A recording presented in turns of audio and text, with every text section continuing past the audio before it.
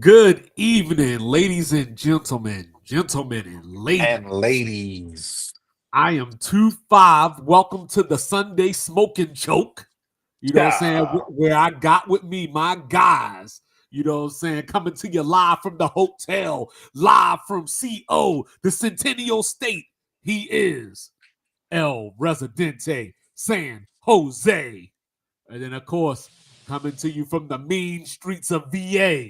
You know what I'm saying? Even though he need to represent the Clips a little bit more, Yeah, you got to do a little better with the clips. said he is the one and only Lethal Bag Holding Jay Lethal. You That heard? town is in the building. You know what I'm saying? Bleed blue. So, fellas, you know what I'm saying?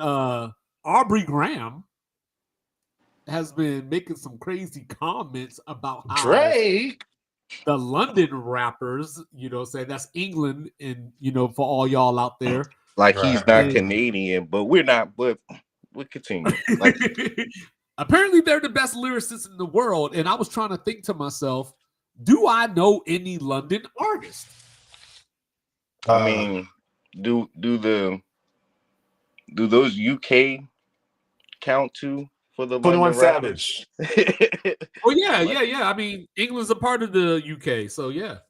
21 Savage is a I've never- London rapper. So I I've thought never he was- heard 21 Savage myself. I know he got deported, right? When he was a kid, he came. They brought him back. Yeah, Okay. when he was born in Canada, but he got moved to Atlanta originally. So The man is British.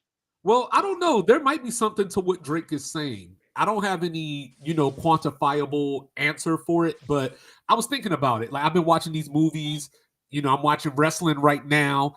There's like this influx of Australians and British actresses, actors, so on and so forth.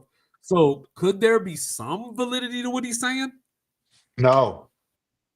I mean, I just feel like he just saying shit because he feel like he Drake. But why wouldn't he say Canada then? Do you know why he wouldn't say it? Why is that? What did Kendrick start the song?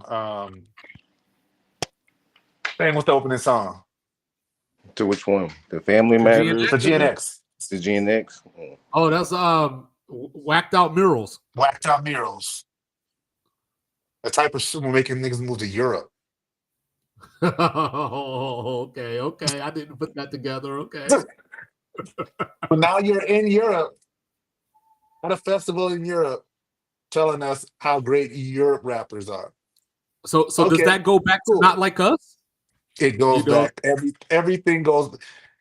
I have never seen somebody fall in quicksand and get stuck so badly in my life. I don't understand it though, because I mean he's still out here selling. He's still the number one, on the charts and everything like that. So I understand that your yeah. pride, your pride and all that is affected, but it's not as if, he was number one and now he's like number 12 or something like that. He's still doing what he was doing. But he not doing what he was doing, how he was doing it, and the reason of when he was doing it. Now what he's doing is based off of because he know he can manipulate the way his shit goes. He know whatever he do is gonna sell now. It's not like But he don't know that now. He doesn't know that now.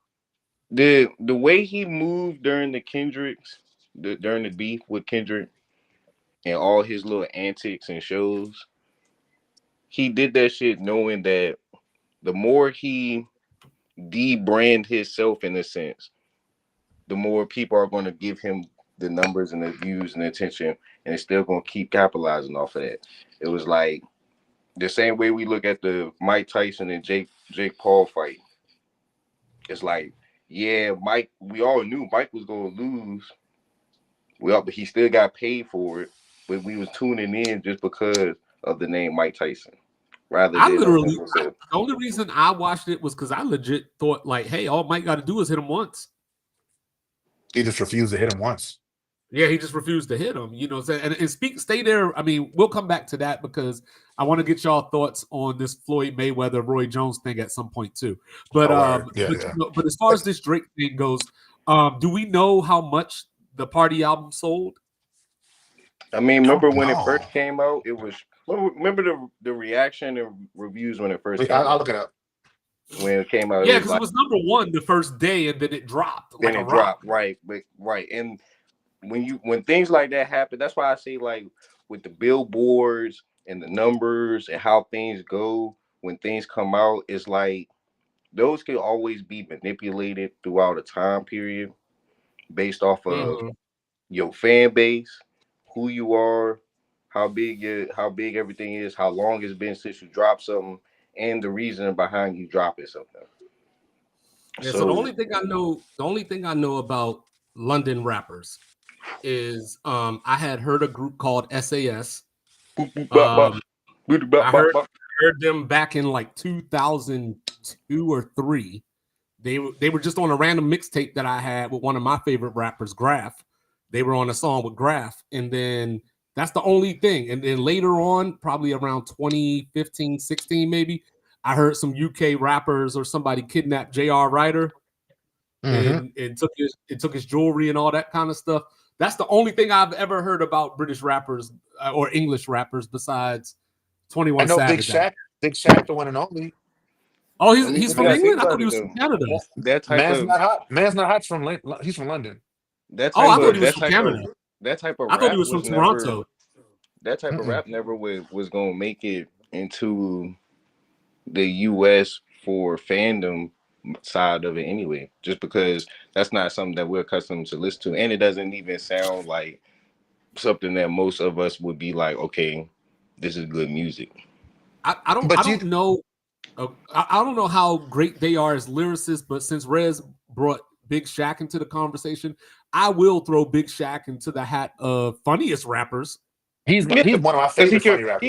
He actually like, if Shaq was to be like be serious, like if somebody helped be serious, he could probably really give you some real shit, because the stuff that he make now and when he do music videos, it's not like he's trying to be sweet, but Shaq is good though. It's like you can't be mad at what he's giving you. Just like when I look at some of these basketball players, like Dame can actually rap. Like he can actually rap. Better than Big Shaq, the one and only. Yeah, he can really rap. No, Dame is a good rapper. You know, like I didn't like Lonzo Ball's album. I didn't even know he did. I did appreciate the fact that him and Kyle Kuzma dropped diss songs to each other, even though they were on the same team. I'm weak.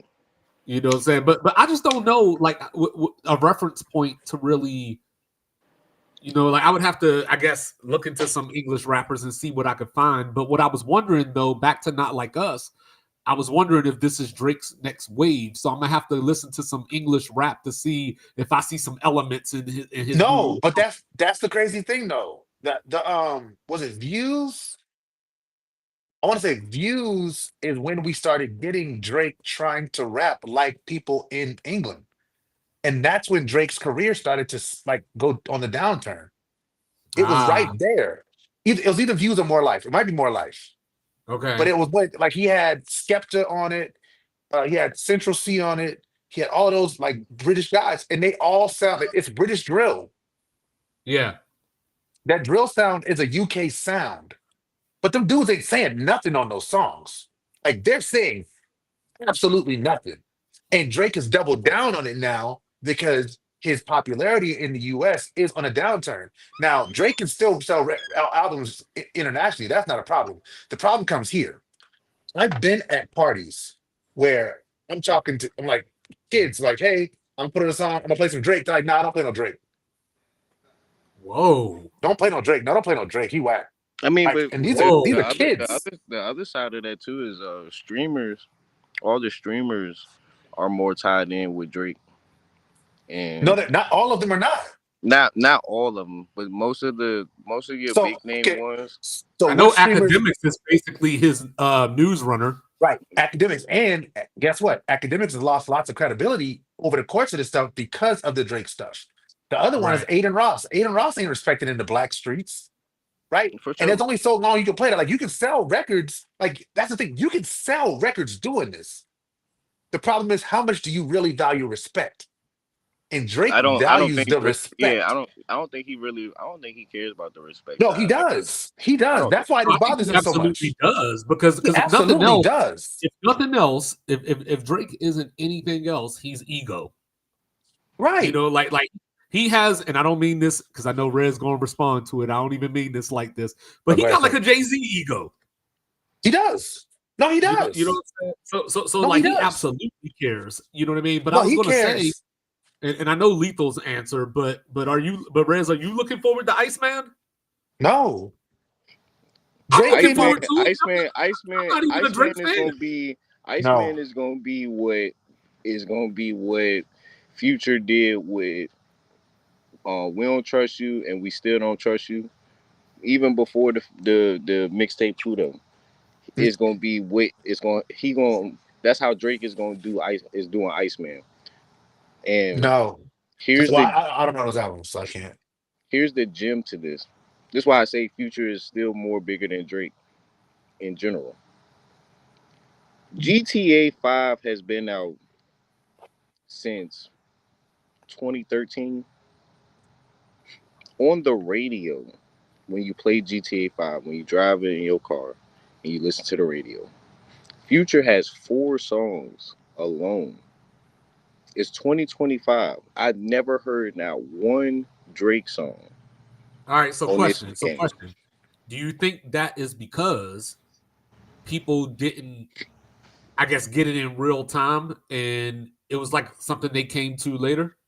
They put certain songs like for like the 2 old songs for Future was like How It Was, Feed Me Dope. When those Feed came me. out in the prime of like just a little before the game came out.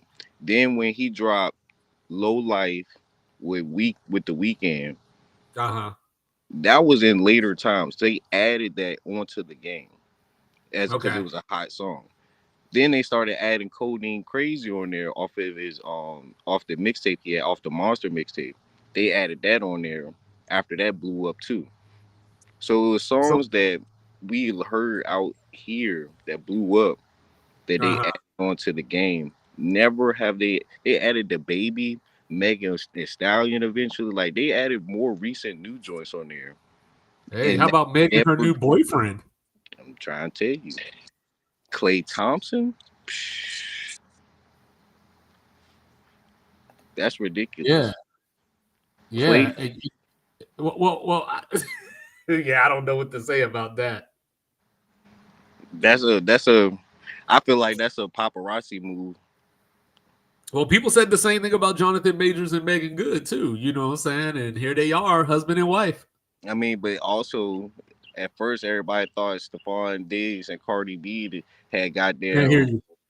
Yeah. had broke the little chain for that, and look where that got them. So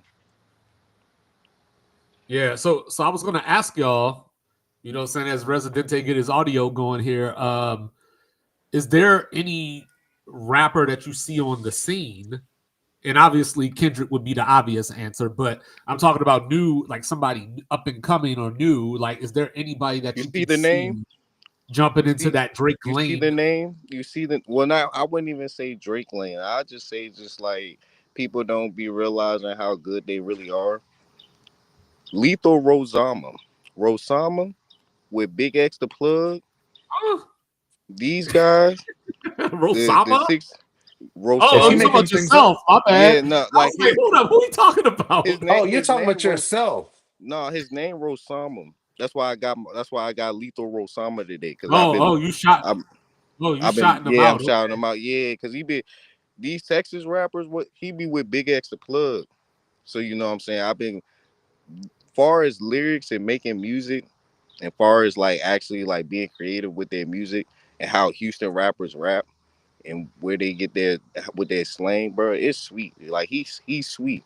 These underrated people that still and they coming up more like they been out here, but they starting to get that notoriety more now. You know what I'm saying? But yeah, bro, that's one person right there. send me some stuff because I never heard of this dude. I got you. I never heard of him either, but don't send it to me. I don't want to hear it. But so, so what about you, Rez? Is there somebody on the scene that you're like, hey, you know what? Like this, Drake is starting to, I guess, lose popularity. Kendrick doesn't drop a lot, you know. So is there another rapper somewhere that you're like, this is the person that's going to become the face of rap now, for lack of better words? No, I don't. I feel like we're in a really interesting space in the art where, and it's up for grabs. I'm hoping that this Clips album will do something to inspire some of these younger fellas to start making some like hip hop. Like I get like I always do the separation between like rap music and hip hop. It's not the same, you know what I mean? And you can get on there and just make sounds, or just do ad libs, if you want, or just let the auto tune carry you through it. But at some point, man, like we need people who can tell stories. We need So people. Right. We need people like who can do the braggadocious thing. We need people who can like. We need people who can be that like can do concept albums. We need so that let me ask you artist. this. We Let need me ask those you this, artists, Rez, man. that to feed off of that. Do you feel like the people like the Nas, the Jay-Z, the Ice Cubes, the ones that like we really actually still grew up off of with the hip hop that don't be dropping music no more, in a sense, like Nas have a drop shit and some shit. Jay-Z, he has a drop. Niggas talk about Jay-Z so much, bro, and all the shit, all his music. His man hasn't dropped a song nor a album in some fucking shit, bro. And it's Jay Z like, hasn't released an album since 2017. and you know what I'm saying. So I feel like, do you feel like these are big names that don't make music no more, or don't really rap as like they used to, should start doing this more? Should start No, pushing out No, I make don't new no, think music. so. no. I don't want Jay Z to just make albums. Me and my I wouldn't okay. say So just make I need to. albums, but No, come back and actually. I need to go like around to get back to this point. I was having a conversation with my homeboy about people not wanting people to change, right? People not wanting people to like to evolve and become something else, right?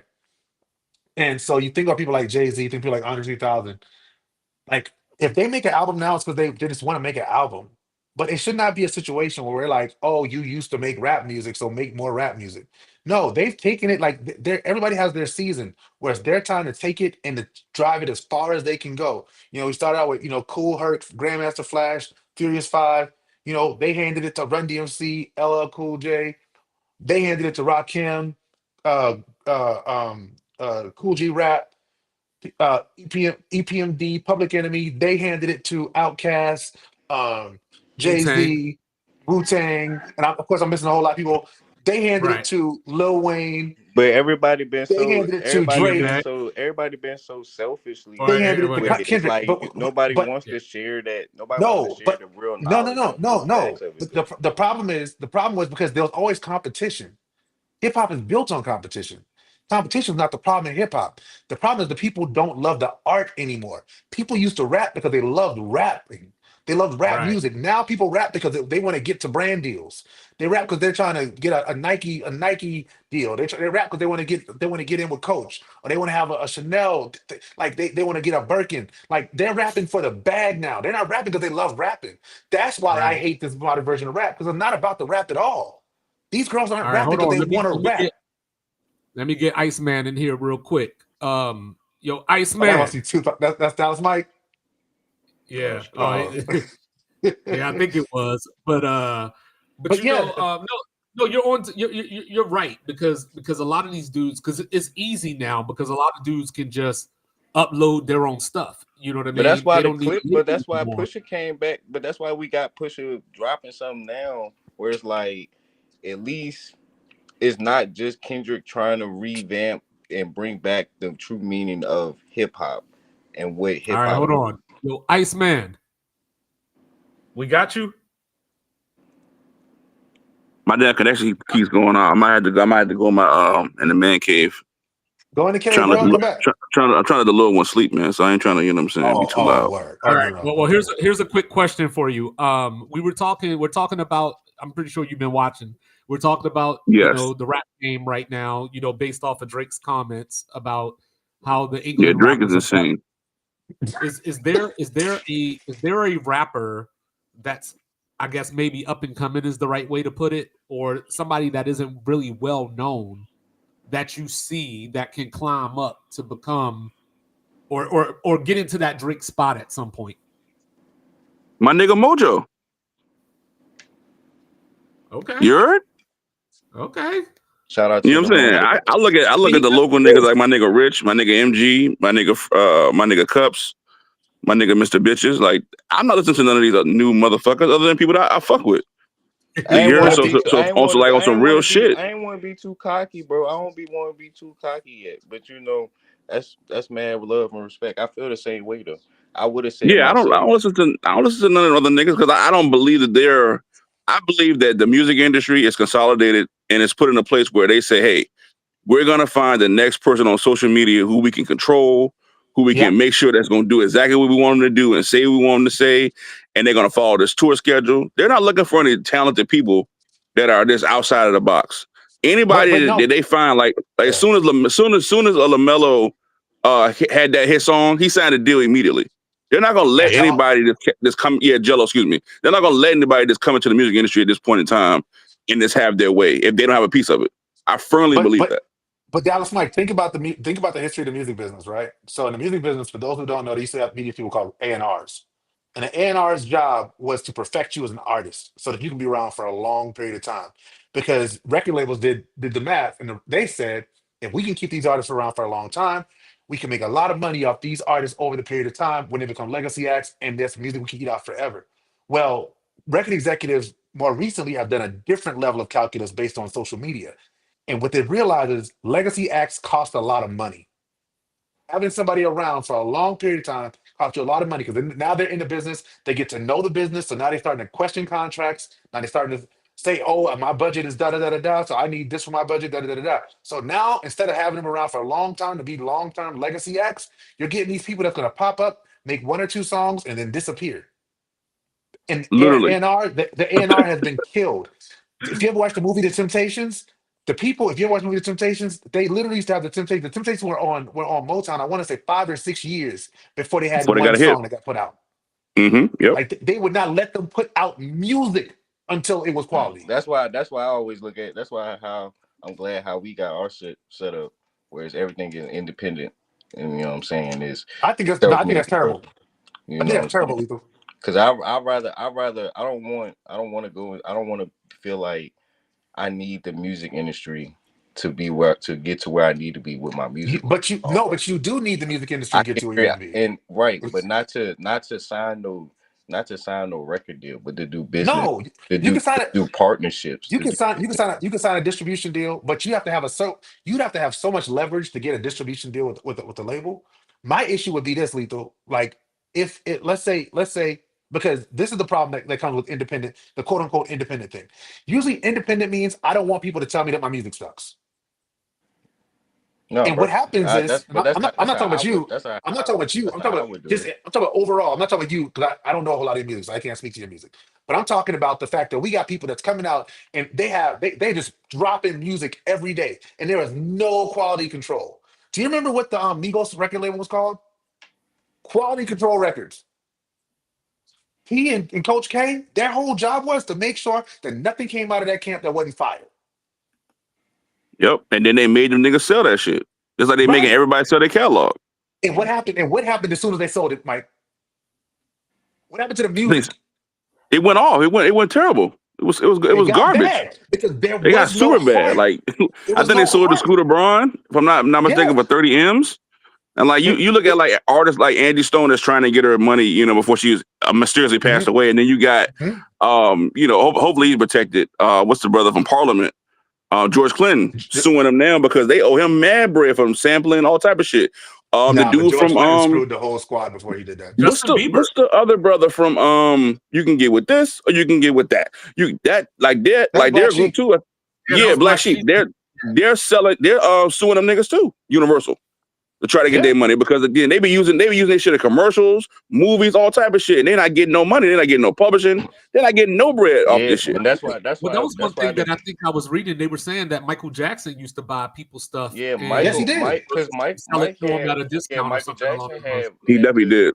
had Sony's, you know what I'm saying, had Sony's publishing, you know what I'm saying? Well, so yeah, the story to that was that Paul McCartney actually taught Michael Jackson about owning the rights to people's catalog. So the Beatles actually sold their catalog. They lost their catalog, and Michael Jackson and Paul McCartney went to the auction for it. And Michael Jackson bought the Beatles catalog. He didn't sell it back to them. Right. That's Yeah, why that's what I'm saying. That's what I'm that's why their saying. friendship fell apart. Yeah, and that's why why we didn't get Ebony and Ivory Part 2. Mike was owning Eminem's music, you know. Yes, he did. Yeah, he owned everybody's shit, bro. Yeah, they but he said that owned stole, it was the Babyface. that's why everybody's that's why when we look at like more or less when it comes to the music industry of where we knew it was turning, it went bad, and how we knew it was corrupted is because Michael Jackson had the ultimate power.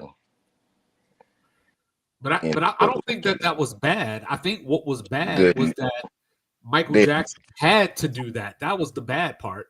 You know what I'm saying? Yeah. Like by saying that him having it is bad, we're absolving the crooks. Like the fact that he had to Right. You know what I'm saying, how bad the industry really was, you know what I'm saying, and how corrupted it really was. It was like he had to protect it all. So it's just like, with people not realizing that and still fall for what the industry does to so-called rappers that come up, even the good ones that fuck you over, like Lucas Jordan. Yeah. Joyner Lucas.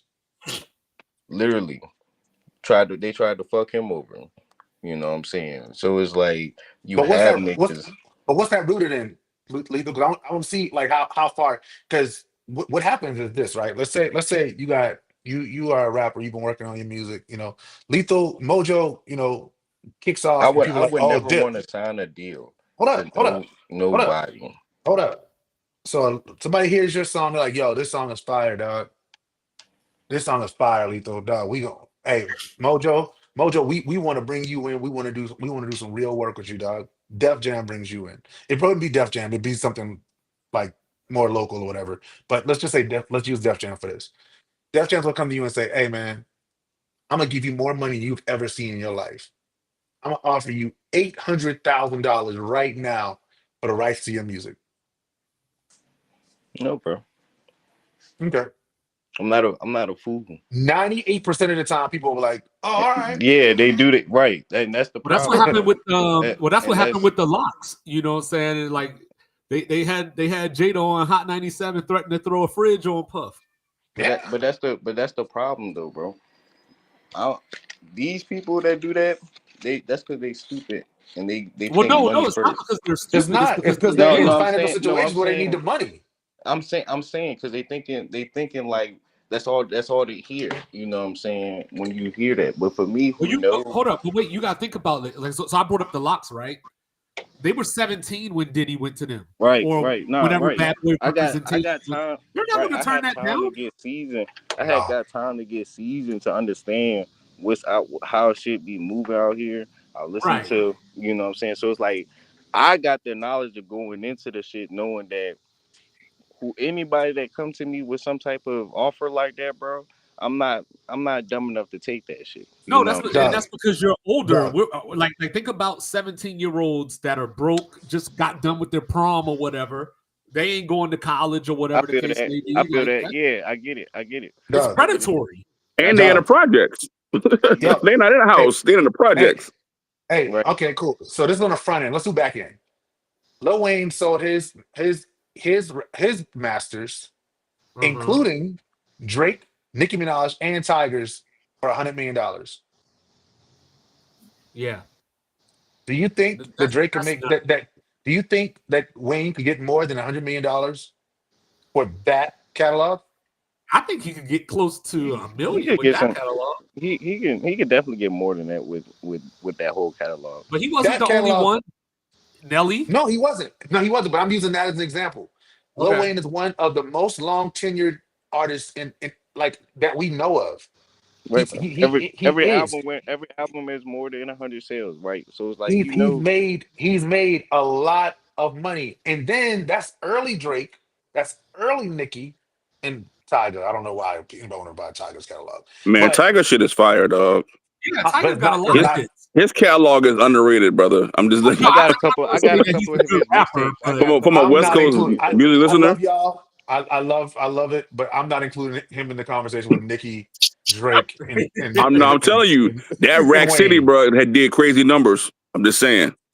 What Drake? What? Okay. Let's put that in the grand scheme of Drake songs. Where would Rack City rank if it was included in Drake's catalog? It'd probably be up there with like Bottom Marvin's 20? Room. It's so many Bottom Marvin's Room. songs. 20? It's so many I'm just songs. saying though.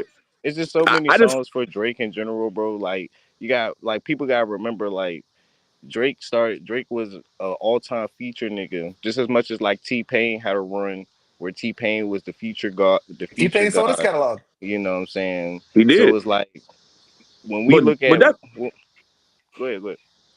no, I was gonna say that's how I knew it was a sham when Nelly sold his catalog, and then right after that, NLE Chopper came out with a song sampling "Hiding Here." So I see what these Now, fuck niggas is doing. I yeah, see exactly what they're doing. They're getting now we gonna clown sell the ass, rights. Yep. clown ass, Yep. controlled ass individuals that are in the music industry. They'll get the person that's got a hot record, and they're gonna sell Yo, their catalog, and they're gonna take that song and remix it. They're gonna call Hitmaker and say, "Hitmaker, come make a new song." Hitmaker. Yeah, Hitmaker. No, hey, Dallas Mike, they're gonna think about it. Nas, let's say if Nas sold his catalog, dog, we'd have Miley Cyrus doing I Know I Come Can Be on, What I Want to a Do hundred sometime percent, next a week. hundred percent. Like that's what they're doing. They want because they know if we take this art, right, the art, and we put it and do what we want to do with it, we don't care about the art. We don't care about it at right, all. right, We want to make money, which goes back to my original point about what hip hop is. You do hip hop because you love rap Right. music. You love I to do that rap. joint right because I write it's for the love of it, bro. Like the That's money it, of bro. it, you Like know what I'm saying, is different. Like money is a benefit, cool, bro. But I do it because I actually love doing this shit, bro. You know what I'm saying? Like I actually got once a Nick legit passion for it. Once Nicki Minaj figured out that she could get brand deals out of her music, and ladies started figuring out, oh, Dip, you mean because I make music, people will give me deals to do things. You can cap So Weedy has you one song. you can capitalize and use it as a springboard for other ways to create royalties for yourself and other investments to where but music. that's what you're talking about though. Is that so That's I not feel what like hip that's what hop you should. is. I feel like that's what you it should evolved. do, though. You You know, should. That's like not like what so hip so hop is. like go back to a dude like LL, right? Mhm. Like LL's whole purpose in the beginning was like, I want to show y'all that I'm the best at this. I'm the best rapper. You- and I want he to be beefed the with everybody. best rapper. Right. So when Nas came out, Illmatic had the critical acclaim. You know, Reasonable Doubt. We were talking about that the other day. Jay I want came to out be and the was like, "Yo, look best at what Nas rapper. is doing. I'm taking him out, big Yeah, whoever." And I want to be we the got best rapper. to But a point you also where you can still be the best rapper, bro. Like I feel like you can still compete and give competitive nature with being the best rapper while also still creating yourself a safety valve for but that because comes music. way later though. That's That way gets you later, dog. But you also can start. You can set that up once you get like no, for me, absolutely. I'm going to set it up. You know what I'm saying? Where I don't have to like I'm good. Like I know the next 15 years is gonna be straight. This music, I can take advantage of this music for the first 5 year run stretch, you know what I'm saying, where it's all just straight me, love of it, and I don't have to stress myself about this and that and that. You know what I'm saying? Like business wise. I'm looking for partnerships and deals and marketing brands for that for the other ventures of stuff. But Think about what we were saying though. Like that's stuff that these guys are learning on the fly though. Like you have the advantage of being older. You're in your 30s already. You know what I'm saying? We're talking about a lot of teenagers, a lot of dudes that are college These dudes age, just on social media, dog. they They don't, just on social yeah, they media don't know rapping. anything about business outside of like things that they hear. Maybe they have conversations like this and they think that they understand it, but they're not actually in the field to deal with it. So, And so that's like, what Mojo going. But that's what Mojo going to create. You know what I'm saying? We're gonna create where you have somewhere you have the stuff and people to do this for you to help you, show you, teach you, give you this knowledge.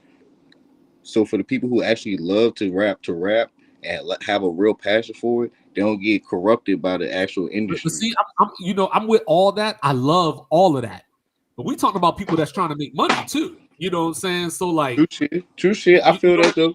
That's right. understandable too. If Mojo ain't coming with, you know what I'm saying, 500,000, you know what I'm saying? Like, yes, you'll get rappers and stuff that want to be a part of the movement and all that, you know what I'm saying? But I'm talking about like a lot of these dudes, they want to be on TV, they want to be stars right away. They don't want to They want wait. to be They don't want to go stars. through the process, as they would say. Mhm. You know what I They don't mean? want to So perform in a club with 20 people. right. I mean, some and Just like some and just like some us. and Just some like and us, right? some have the talent though. Some have the talent and the passion and the mindset.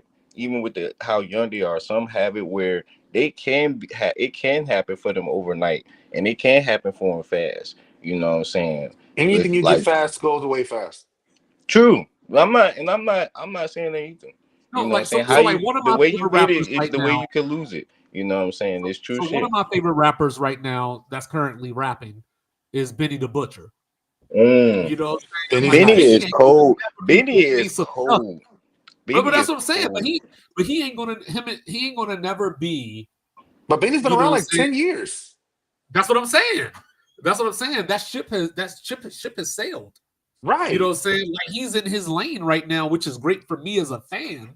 But I'm Mhm. just saying, like as far as Far as being superstardom, that's far as not being coming. main, yeah, it's a difference between being mainstream, man, and then being under and not being a mainstreamer.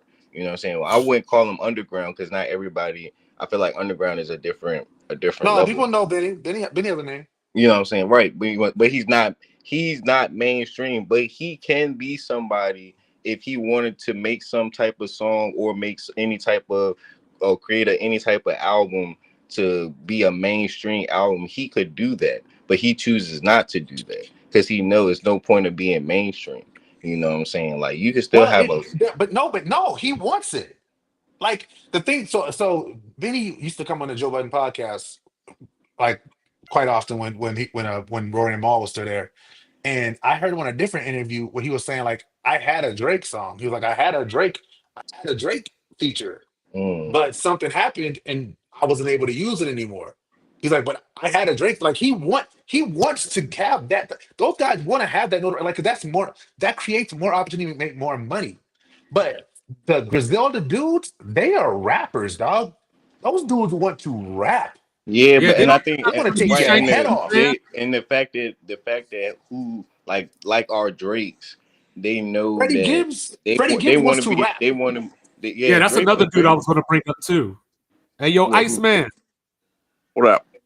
All right, so like with what all the things that we're talking about right now, you know what I'm saying? How come somebody like J. Cole never got to that point? he chose Of Much not what? to. fire. Like as far as just being like, I know that he's viewed as the big three, part of the big three, but I Uh-huh. don't think people view him the way they view Kendrick and Drake. Because he He not doesn't have I flash. mean, hits. He I not flashy. Like that's he chose not to do the Hold on, flashy. Like Mike. What you got? I think that he was at that point, and I think that like I said, I feel like J. Cole and 21 Savage was having like they was going back and forth who was having the best, I guess, on every feature, every song. And then the Kendrick shit popped off. I think J. Cole put himself in a bad spot by not going back at Kendrick. That's me personally. Like I can nobody see gonna that. view you no more in that same light. That's I mean for me But personally. I mean I could be wrong. He could come back with yeah, another smash maybe. I just think that it just looked weird. Like I just yeah, don't no, know why you diss him. I don't know why you diss him in the first place if you're not gonna continue to keep dissing. It's like it's yeah. just rap.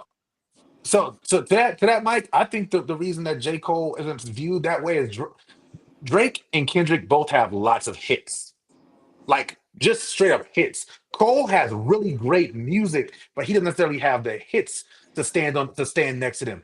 But what Cole has that Drake doesn't have, that Kendrick does have, is a die. Well, no, Drake has it too. A diehard cult of people who rock with him heavy. That Dreamville Fest. I don't know if y'all ever been to Dreamville Fest. I've never been to Dreamville Fest, but that is all Cole. Those people come Yeah, out there every year by the tens of thousands for one reason and one reason only, and that's for J. Cole. They don't Yeah, come for cause the and JID. Cole don't. Y'all know Cole don't be pushing the narrative that Cole paints and how what he talk about in his raps is like is what we need and what's true. But as far as like how everybody look at it sometimes, especially like industry shit, when you talk about putting shit on the radio and airwaves, you know what I'm saying? They don't want to push the piece in a sense. They don't want to push the true music on the radio airwaves. They want to push the dumb shit. So it's not going. Cole don't want to fight for. He don't want to really take time to fight for it because he already got his fan base. Like think about that. No, Well, bro. Everybody wants no, more I think of J. fans. Cole. I think of J. Cole in that Nas vein, where like Nas didn't Yes. necessarily chase fans. Like he was just Nope. like, I'm At going to first, do he was what I trying do, to. and I'm good. Yeah, he did try Yeah. at times, At first, he tried but to, but, but for when the he most part, stopped, yeah, yeah. But for the most part, Nas was like, "Yo, I'm just gonna spit, and y'all gonna like my shit because I'm right. ill with it." You know That's what I'm it, saying? bro. Like, I'm gonna bar you to death. yeah, like and, Nas and, wasn't and out that's why I here. said I feel like Cole's on that trajectory. So like I Yes. want to Yeah, see, you know, how he comes back with his rebrand. You know, like he dropped the album people forget about, and it didn't do anything because people forgot the fact he was even rapping anymore. It's like, all right, you dropped the album, okay, cool. Like I don't know if he you, wants you to rap missed a. anymore. Yeah, I can see that too. He probably doesn't want to, but again, I love his offshoots. You know, his little one off Jones that he put out, Yeah. and you know his freestyle and stuff like that on LA Leakers. Like to me, Yep. I like J. Cole. I just think that I don't want to hear J. Cole rap anymore because I think you missed the opportunity to really solidify yourself. I don't think that he could not out rap those two. You know, and I think the No. fact that he hasn't really Absolutely. I Yeah. think he's the best of the three. When you're just me talking about too. only rap. Me I'm not too, talking about. I'm Tuvav not talking and about Raz. all Yeah, I feel the same way. Only rap. If you guys got to only rap, like you gonna say, "Yo, I want y'all to go in a room right now and rap." I'm picking J. Cole over both of those niggas. And y'all know how I feel about Yeah, Drake for the sure. order's gonna go J. Cole, Kendrick, Drake, bro. I'm going If Kendrick. y'all had to, if it had to Agreed. be like between them three, based off of lyrics, based off I of think who I they think it'd be a is, fight. it literally would be I J. think if Cole, Dot. Well, I I think think it's the same conversation. I think it's yeah, the same conversation. Like when people talk about, that's hip hop. yo, Nas can't pick beats at all or whatever. Like Nas is every bit the, you know. I mean, I don't want to get into that conversation, but No, you know, but Jay and no, Nas but are that's peers. hip hop. Right. That's Yeah, my not point. for real. Because I mean, This conversation is this is a hip yeah, hop that's real. conversation. Like, cause you Not once do we say who has the most money.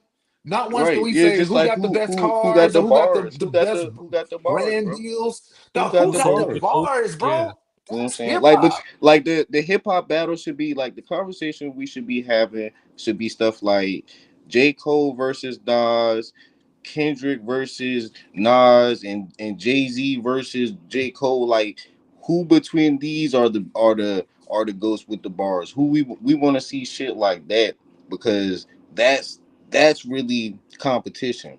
That's really meaningful hip hop music. Yeah, But we yeah. don't get that.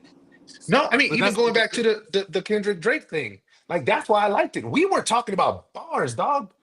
Like before it Mm-hmm. got weird, we were talking about rap. Like, oh, he said this line, this line, this line. Mm-hmm. That is Yeah, but hard. before the Oh, you kids and know, shit, oh and yeah. I'm Before like, come all on, the bro. other stuff got into it, bro. Like they were barring. It was some bars going back and forth. Like, okay, we got bars coming, and that's why Well, I was excited about J. Cole being a part of it because I would love to hear J. Cole in a situation where he's pushed to his limit. That's why I said Yeah, it'd be a because fight between him and Kendrick. the Come first on. diss to Kendrick was fire. but I Like mean, he but alluded to a also, lot of things that I felt it did come about from Kendrick a too. It's like you time. only drop at certain points in time. Like it wasn't like But really like malice, no real hardcore shit. But it's like, Yeah, okay, that's right. you really don't have anything on Kendrick like that, so you got to get creative. Yeah, but just that's do the thing though. bars, bro.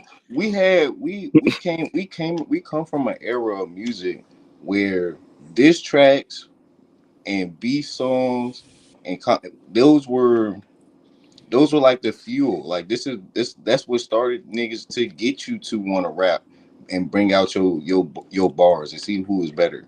You know what I'm saying? Just like with No Vaseline with Ice Cube, bro. You know what I'm saying? Like at the end of the day, he was just giving out bars on niggas. You know what I'm saying? Regardless of Right. the what the issue was, he still did. He took that joint to the booth and gave this niggas the work. You know what I'm saying? Straight up. You know what I'm saying? Tupac would hit him up. You know what I'm saying? Like niggas just gave bars. It was no bullshit, and that's what I think niggas lost the concept of that nowadays. Where Oh, for sure. Because it's about everything else. You know, like yeah, everything but Yeah, rap. it literally is. it's Like like So, song. Go ahead. Mike, did you see that? It was a double X. I don't know if it was last year or the year before, man. There was a double XL freshman freestyle, and the kid just danced the whole time. Oh yeah, I don't watch those anymore. Hell no. no the XL, bro. Yeah, I I don't was No, watch like, those them what shit shit's is no more, horrible. this, bro. dog? Them shits is Shit is, stupid, it's bro. embarrassing. It's like the shit that Literally they be embarrassing, saying, bro. bro. Like what we talking about? Like niggas not rapping, bro. They just saying whatever to say whatever. People shit on the fact that Lil Yachty and Lil Uzi Vert, how they came into the shit and really changed the image of certain things, but they rock stars. They're not rappers. They're rock stars, and I feel like because they can rap in a sense, it created this shit where we have all this like the views and bullshit that we see with music and shit because it's like rock has got involved into hip hop so much now where like these new rappers are just want to be rock stars and entertainers That's rather interesting. What than you think being about that, just Mike? rappers. What is up? I said, what you think about that? No, he's telling the truth though. That's why I feel like it's they're literally. I watch it with my kids. I talk to every day. You know what I'm saying? Like they're literally when you talk about like hip hop, they are like into like gothic shit. They're trying to change the mentality of art. You know, because hip hop comes from a rebellious place. It comes from a place of looking at the landscape of like, okay, look at my surroundings. My surroundings are fucked up. I'm gonna express myself about it. Now you're putting these children. Now they want to be quote unquote rock stars. But in that certain sense, there's a lot of gothicness with it. It's a lot of not being in touch with your roots to a certain extent.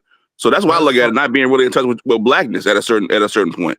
So it's very critical that that's why I say I don't listen to none of them niggas at all. I don't give a fuck about them streaming niggas. I think all them niggas is part of this shit. I don't give a fuck about none of them motherfuckers, dog, because I know Hey, this nigga Lil Nas X is a fucking plant. I know Lil Yachty is a fucking plant. Like these niggas are put into the industry. Like Lil Yachty got people in his family that's literally years. Like Casanat was Mike. doing videos with Lil Nas X in 2014. Like these niggas are this Yeah, shit is I saw fake. that. This shit is not real. Like you Hey, think Mike. these niggas is really stars? These niggas like now Drewski, he might be a real star come from the internet. Oh, I love Drewski. You I did love so Drewski. but at the same time I seen him doing a whole lot of shit with Jack Harlow in the beginning. There's a lot of gay ass shit he was doing in the beginning. You know what I'm saying? He's funny as shit, and his skits are hilarious. But I think a lot of that shit is tainted to a certain extent. Check, Be check, personal. check this out. I had an interesting ass flow. Everybody doing their thing. We got Too Rare. He coming out with a dance move this minute. That white chalk in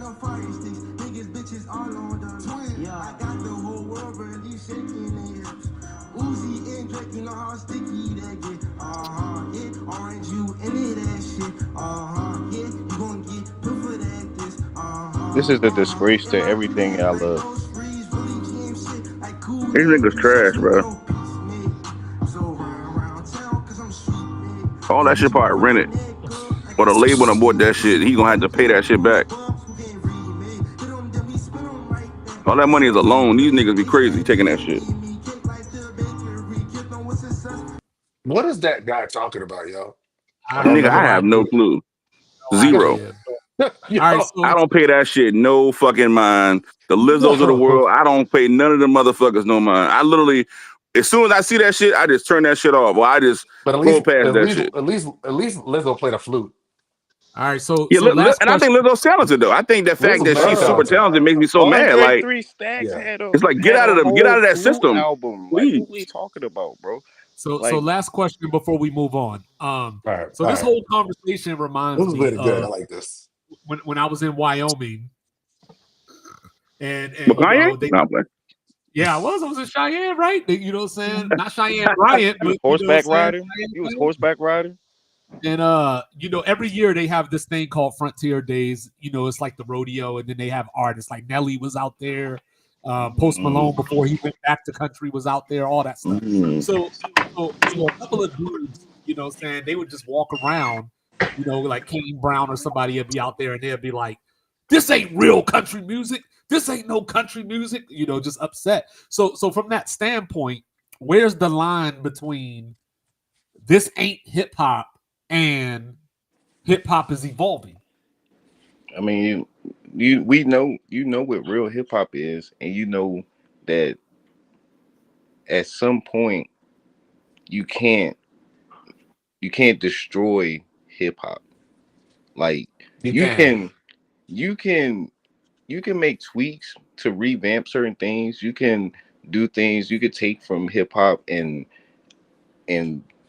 recreate certain ways to make newer stuff, but you can't destroy hip hop though, bro. And what people are doing nowadays, they taking hip hop and they're trying to destroy it, bro, and create a whole new hip hop in a sense. Just call it something else. Is my thing. Just call it something else. For me, if it's not the 5 elements, bro, like then it's not hip hop. You know what I mean? Like if it's not centered around like the lyrics, if the lyrics aren't the centerpiece to it, it's not hip hop to me. If it's old, if it's old, well, I don't care how good the lyrics are because it creates a vibe. That's not hip hop to me. Like that's stuff that for me. Now I think Okay, it's something else. is It's something Rod else. is Rod? Do you feel Rod Wave? Would you classify Rod Wave as hip hop or hip hop rap or just rap? Rod Wave is more of an R&B artist than he is a rap artist. I was going to He's say, so singing. where does that put Pluto? You know what I'm saying? Like, I think it's all rhythmic. They called it melodic rap. Mm-hmm. I, All I right, what put you it got, there. Mike? Close us out. Oh man, yeah, the comment was definitely crazy. I mean, well, I know you said Benny the Butcher. I mean, I wanted to ask you, you know, I know you asked me as a younger artist though, not necessarily. Who do you see? You know what I'm saying? Like, but that's because I don't really listen to it. You know what I mean? So gotcha. I wouldn't Listen to it. I wouldn't be able to identify anybody just because I don't have the I reference. like Ray points. Vaughn. I've heard that name. Like that was the one that was going back at Joey Badass, right? Yeah, I like Ray Vaughn. I like. Okay, yeah, I liked what I heard from him, but I don't know enough about him to really say. Because yeah, like, I'm not tapped in with what. Go ahead. No, I'm not tapped in with none of that shit personally. Just based on the reasons I've already stated prior to. So again, I think that the way we get hip hop back is we had to get it out the trunk, like Too Short did back in the 80s, like Master P. Like you have to create a new subgenre because all those other, like you said, melodic rap. Those are subgenres. They kind of just capitalize on, you know, within the rap sphere, I guess, so to speak. But my biggest thing is like we had to take control of hip hop back. You can't let the shit they've done with it, you know, because we're the ones that created it. So we can create something else. We can create something that's different than hip hop or hippity hop. I don't know if somebody decided to call it. It'll be something different that we create, but we have to make sure we own it this time. You cannot sit up here and just sell yourself out. Because again, you sell yourself out when you invite everybody in. Everybody shouldn't be a part of hip hop.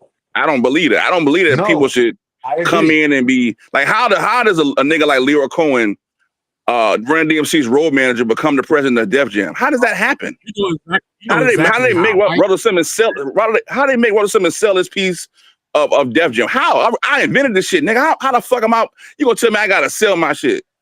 When none of these guys are selling, you're not gonna ever see Lucien Green sell anything. I ain't gonna get into it. I go right to the roots of this shit. I go to the point where, bro, I go for the longevity piece. Anything in my life is about longevity. I refuse to sell anything that I know I created and own. Fuck that. All right, there you go. And that's how you close it out, people. You know what I'm saying? So, you know, as we were talking about backstage, you know what I'm saying, the next question, I'm gonna start off with the question that I presented, and then we'll bring it back to talking about players. So, Yeah. how do you all view Summer League with respect to NFL preseason and what you take away from it? Well, I was trying. I feel like you to can somebody else take go. more. I feel like I can take more from preseason than the summer league, in my eyes. But I do like the summer league because it does give me it gives me a good look at seeing like, all right, might got some potential here. You know what I'm saying? Might got something to actually look forward to. Rather than the preseason though, it's like, bro, it's more meaningful. Like, yeah, man, I need to see what y'all look like on the field. I need to know. No, I think it's the opposite. I think summer league, because one is okay. Let's ask ourselves the question: what's more competitive, summer league or NFL preseason? Summer League. Preseason. I feel like I think preseason. Summer league. I feel like I think preseason. Preseason isn't competitive at all. No, I feel How like it's the. competitive? I feel How like the competitive reason. is it if I you say if wait? How the competitive reason why I is say it it's competitive. if The you reason say, okay, why. we're gonna put our starters in for a drive and No, pull them this is out? That's this is why. competitive. This is why I say it's competitive. I'm not looking at it from just the starter standpoint. I'm not looking at it on the starter standpoint. I'm looking on the side of the people who are trying to make the team, or make a 53-man roster no, in but no, But but general. that's we're the talking. When we thing. say competitive, we're talking about Everybody the in summer actual league is game. in that. In the game, I still feel like it's still competitive because it's like you got in the summer league, far as like how many games these niggas play and how much they get a chance to be watched and how much time you get to observe these niggas compared to the preseason. I feel like the preseason is niggas have to be more competitive Well, see, No, hold you on real got quick, four. You Grizz. got Hold on real four quick, preseason Grizz. games. because you fight for your job. You fight for No, You got four so preseason games. I think we only get internally, 3 now. We used to get I, 4. We only get I think 3 now. That makes I my think I point think I more. think I think that internally in your locker room, it's competitive as far as like Yeah, this like guy is trying to keep workouts. my job, so on and so Yeah, forth. But we're talking about the actual game, like when you're playing the game, actual like that's we Yo, on want to win this television game, just or like watching it, I still feel like it's still more competitive, bro. right now. Toronto's playing Orlando. The score is 85-82, and they're acting like it's the NBA Finals.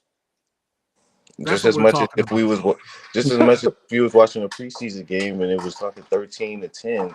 No, we've seen teams be like, okay, cool, we just gonna run the clock out for the last Well, 2 no, minutes in you know preseason. why though? You know why though? Because in the NFL preseason, you can do things on tape that a fan might not Yes, identify. That yes, the coach can say, "I want this guy on my team." With the yes. summer league, we're looking at you like, "Do you belong here?" Period.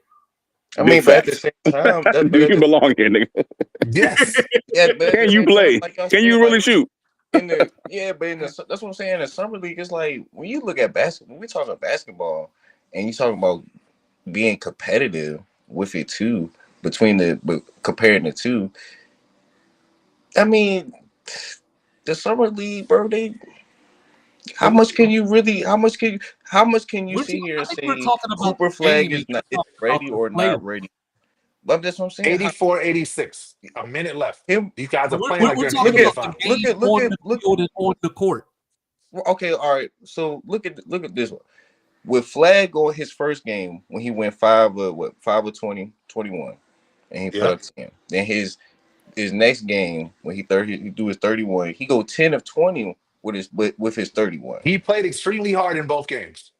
So does it take all that you know what you need to know with Cooper Flag? Like you Because see Cooper Flag was the number enough. one pick in the draft. He was But the number one pick in the you draft. in these 2 games you've seen enough to say, all right, he he could play with us. Because he was the number one pick in the draft. But with these 2 games, even with Because he Ace was Bailey, because Ace Bailey be starting out the same way, jittery in he his was the first, second game looked good. You them 2 games let you number know right 5 pick in the there. draft.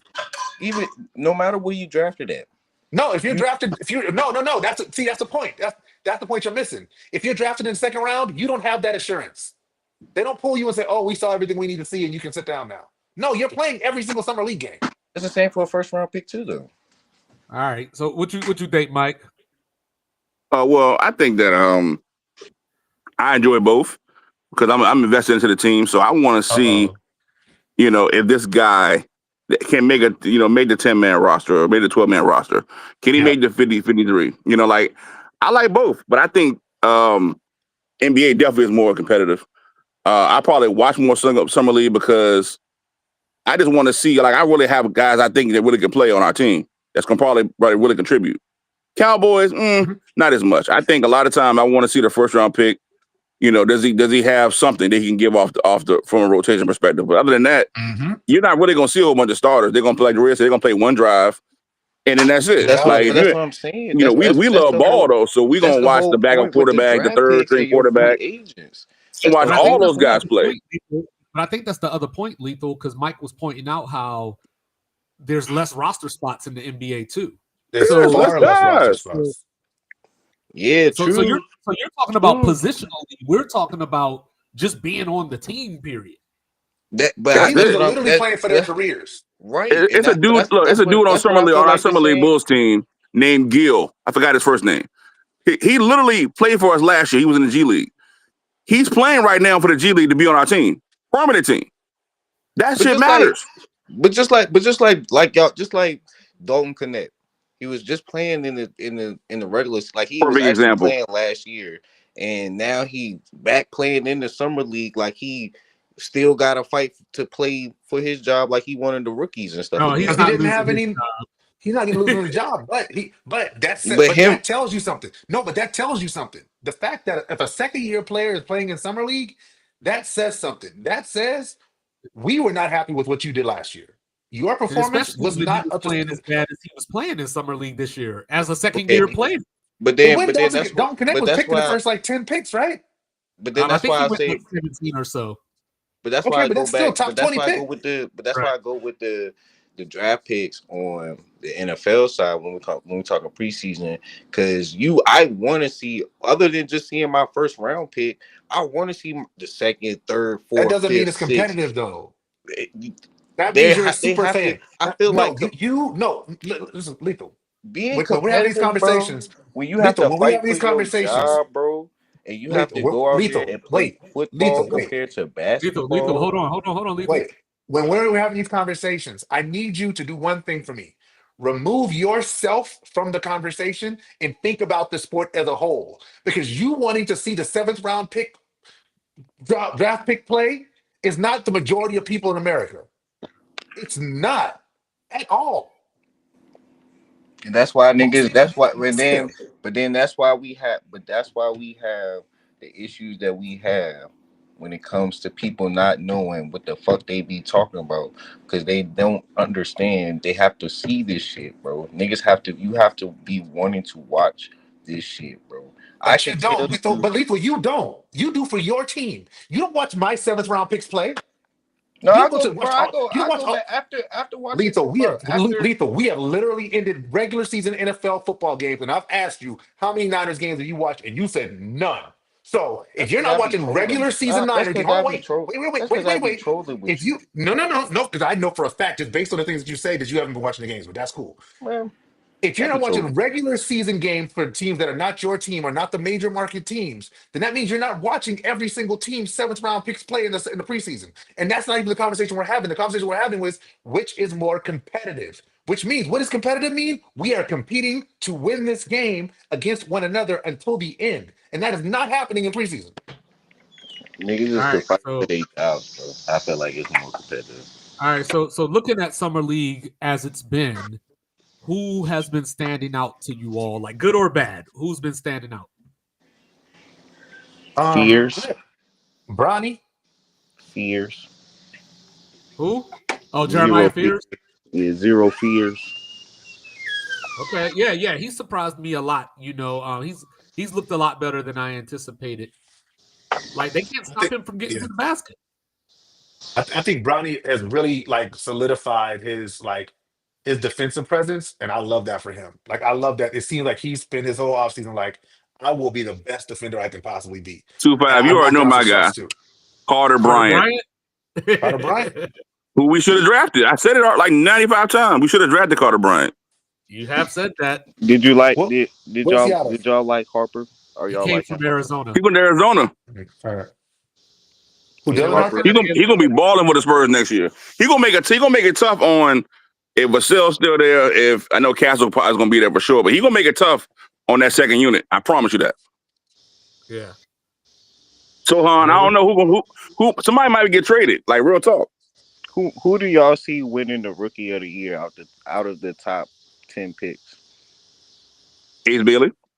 I mean, if we're going off of like skill and all that kind of stuff, I would say Ace Bailey because he's probably like in comparison to Cooper Flagg. So Cooper Flagg this year could be the better player when you factor in defense and all that stuff. He won't get the shots. Ace Bailey's going to get the shots and the opportunity. Mm-hmm. Yep. Okay. And that matters. That matters. Dylan, he might have a green light. Get the shots. Oh, Dylan Harper will get the shots too. Dylan Harper's not going to get the shots though. Yeah, he's not going to get the shots. But you know what? Here, okay, let me do a quick lethal thing real quick. This is my lethal bag, lethal. You know what I'm saying? I'm at the point where off of 2 summer league games. You about to piss me off. Yeah, here we go. Here we go. Yeah, let the bag open. After 2 summer league games, trade De'Aaron Fox, bro. There you go. There you go. What? There you go. Hold on. Did he sign the extension? No. He's eligible. Oh yeah, I would trade his ass too. There you go. Yeah, he's eligible after this year. But I think that's probably why they drafted Harper though, just in case he wouldn't sign the extension. I thought he signed the extension already, so that's why I'm like, oh, okay, I see why they kind of like they playing coy. I thought you was gonna go a little more in the bag and be like sign Bradley Beal, but no, nobody should sign Bradley Beal. That's not true. The Bulls should definitely sign Bradley Beal. Whoa. That is not true. The Bulls need to sign. Whoa. The fact that Mike said that shows you the state of the Bulls right now. Come on, man. We on life support. They talking about not even giving Josh Giddey his money, bro. What the fuck are y'all? Why would you trade Caruso and all this shit for nothing? Like, what are you doing? So what? That's kind of my point with De'Aaron Fox, because he wanted to come to San Antonio. He pinpointed once Mike Brown got fired. He pinpointed, I want to go to San Antonio. So initially, my point was, well, San Antonio can't trade him because he wanted to be there. He chose them, so on and so forth. But like I keep talking about it, like I don't know what you're going to do because you can't play a 3-guard lineup because none of those dudes shoot well enough. I don't know if you're going to tell the number 2 draft pick to come off the bench, or you're going to tell the current Rookie of the Year to come off the bench. Literally. I think you got to go with Castle personally. I think his upside is tremendous, but I think Fox is expendable. I think Fox is definitely an improved shooter though. Oh, his percentage might not say it, but I watch Sacramento a lot. I think that he can really, really, if he just stop taking ill-advised shots, he really, really can hone in on, his game is tough. Like he got the quick first step ever since college. So what you're saying is De'Aaron Fox needs to be more a Mike Conley type player. Yes, 100%. 100%. That's a perfect comp for him for sure. He's not that, so he can't be like, you know what I mean? Yeah, like, he's not. And that's the tough part. It's like he has to be that guy. If he's not that guy, you got to trade him personally. So what team right now do y'all feel like is one player away or one move away to actually contend for a final, to actually be like, this is a finals contender? Denver. Orlando. I think Denver's already there. With the new guys? Yeah, I think Denver's already there. I mean, I think they got a lot of holes, yo. They already pushed OKC to 7, and they brought back Bruce Brown, who helped them win the title that they did win. They got Hardaway, who's a shooter. They got Jokic a backup where he can actually sit on the bench for more than 30 seconds. You know what I mean? So like, they got rid of Michael Porter, and I feel upgraded, like they got a better version of Michael Porter with Cam Johnson. Yeah, so I think Denver's right there, but sticking back to the summer league though, we haven't seen much of VJ Edgecombe, since that first game because he had to. I was just about to ask about him too. Like, what? I heard that I ain't been seeing or hearing about him since that one game. He got the hurt thumb, but you know who I have seen, the what they call him, Chinese Jokic. Oh yeah, I've seen Jokic? Oh, he looked for Who's real he play too. for? He For real? plays for Portland. Again, I don't know why niggas be impressed with this old school, but it's old school basketball. Like, just make up bounce passes. Like, what this niggas like? I mean, The game has bro, gotten so far removed from like fundamentals that niggas is getting excited about backdoor cut bounce passes. You know why, Mike? we don't Because see it this shit enough. that we watching ain't hip hop. There you I go. guess. You know. I guess so. No, what's crazy? You I know mean, what I'm cuz saying? really giving it up though. But I'm just saying, like, I watched the I'm not wild at all. I think he can play though, but I'm not in like, oh my god, he's transcended. Like, no, No, I didn't I say none watched of that. I watched that. no, not you. I'm not. I'm just saying that's how people are giving it the reaction. the They're giving it. Chinese boy. Yeah, like he said he padding his game out the Jokic. That's fine and dandy. I Caleb Love mean, about to make this roster though. he probably will. Keep it hooping though. But Rez, who you think that's going as a contender? Well, if they add one more guy, will be a contender. Yeah, who's your one move away? I think the Knicks are one move away. Okay. See, I think the Knicks made their moves too. But I think the move that the Knicks needed to make was that coach. Like, if they were going to bring in a coach, it needed to be a coach that would have elevated them beyond where they are. Mike Brown hasn't shown the capacity to be the person to elevate somebody beyond their current space. See, that I disagree but with. You think he's the guy? I think that Mike Brown has had a very raw deal his whole career. I heard Sports Reports ordered. Like I Yeah. Is is Mike Brown the better version of Eric Bieniemy? I think he's the better version of Tibbs. Like he's the Tibbs that actually learned how to install the offense. Well, did you see the clip of Robert Horry talking about when they played the I did see that clip. I was about to bring that up. I can see that. He kept running the Spurs offense. He said this Too guy bad. It's bad. It's bad. It's bad, dog. He says because the way they captioned it was that Robert Horry says it was easy to beat LeBron. No, what Robert Horry said was that Mike Brown was running the Spurs offense the entire time, and he's like, "You're not gonna run our offense better than us. You don't have the personnel to run it better than we do. We know, like you learned this with us. There's nothing you're gonna do over there that we won't know." It was so lazy, bro, and it's insane. Yeah, so like stuff like that is like now. Of course, I'm pretty sure he's grown since then, but I haven't seen a whole lot that says to me that Mike Brown is gonna be one of them ones. Just 2 years ago, Mike Brown had us lighting the beam. Yeah, you like he was coach of the year, but they had a really good team though. So and then he got fired for nothing. Need good teams. So between KD, LeBron, and Steph, since they are the end of the era. But hold on, before you say that, I think Mike Brown reminds me of Tisdale. Like he's a good motivator. I just don't think he can get you over the top, bro. So, yeah, I don't think he can get you over the top. Really good motivator, really good technical coach, but it's I think he wears like Harbaugh. He wears on guys after a while. Is Mike Brown better than Eric Spoelstra? No, hell no. Hell to the no. Eric Spoelstra might be the best coach in the league. He might be the best coach in the league. I think he is. That dude wins with nothing. Miami keep giving that man baked beans and telling him to make rice. Eric Spoelstra. I said Eric Spoelstra is the NBA Mike Tomlin. I told you this. Literally, he can give him give him a pork and beans and tell him to make gumbo. So he gonna win 9 games. I said that. Is it the Miami thing for him where he know like he don't it's like a loyalty thing where he's just not gonna leave. He gonna stay there till he's done. Like that's as an just NBA like coach, you make way too much money to leave. You know what I mean? It's all guaranteed too, so I guess you could leave. But I think he can make more somewhere else though. You don't think somebody will pay him a ransom?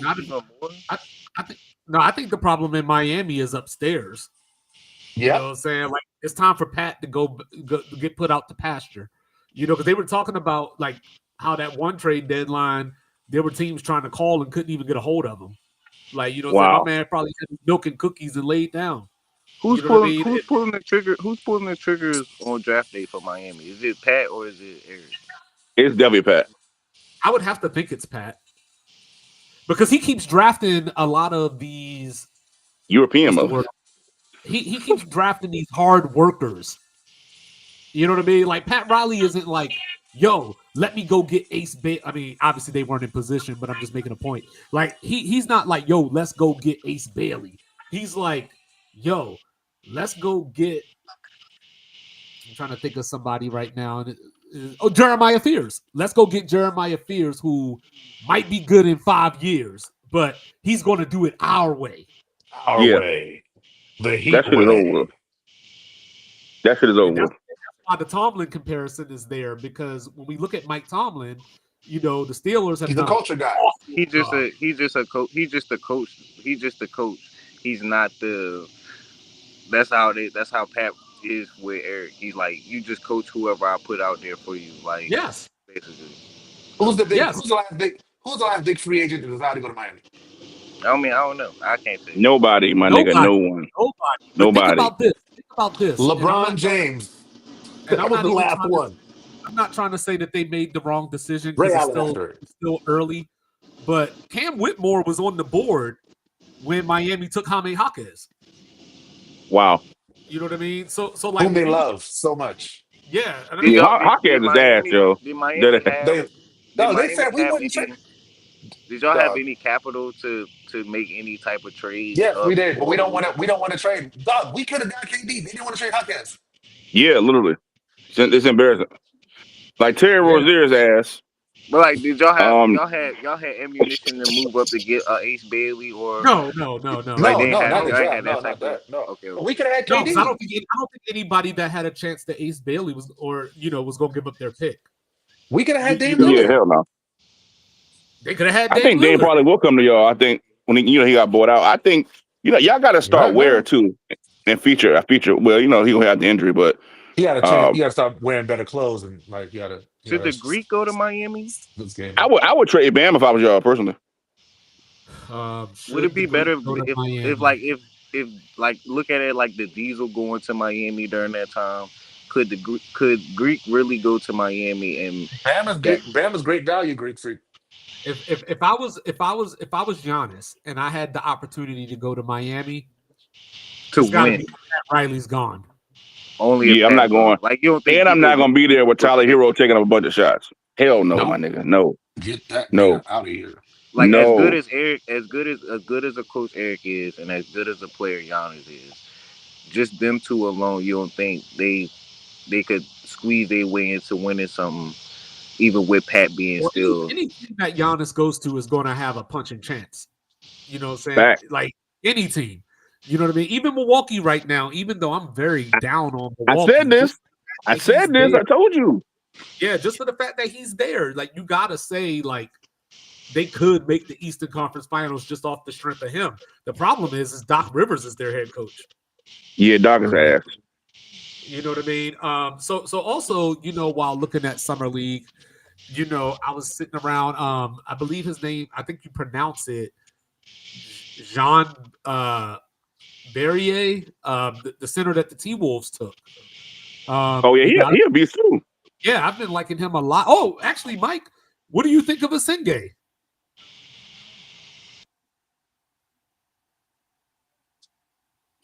Mike? Oh, okay. It's been 2 games. It's been 2 games. For one, I don't think he's I don't want to miss.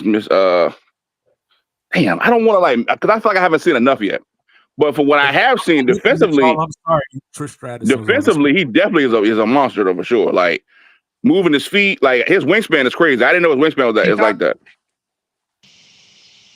Wait a minute. Hold on. Just clarify something for me real quick. We got the Summer League and we still got preseason basketball. So as much basketball these niggas is gonna be playing. Yeah. When they play in the preseason, how much more confirmation do you need then? If you're getting your confirmation. No, in NBA preseason, the starters play a lot more. Yeah. because you're trying to get them in shape too. You know what I mean? So Right. like it's not like the NFL where you know what I'm saying like you put somebody out for a drive. Like the NBA preseason might play a half.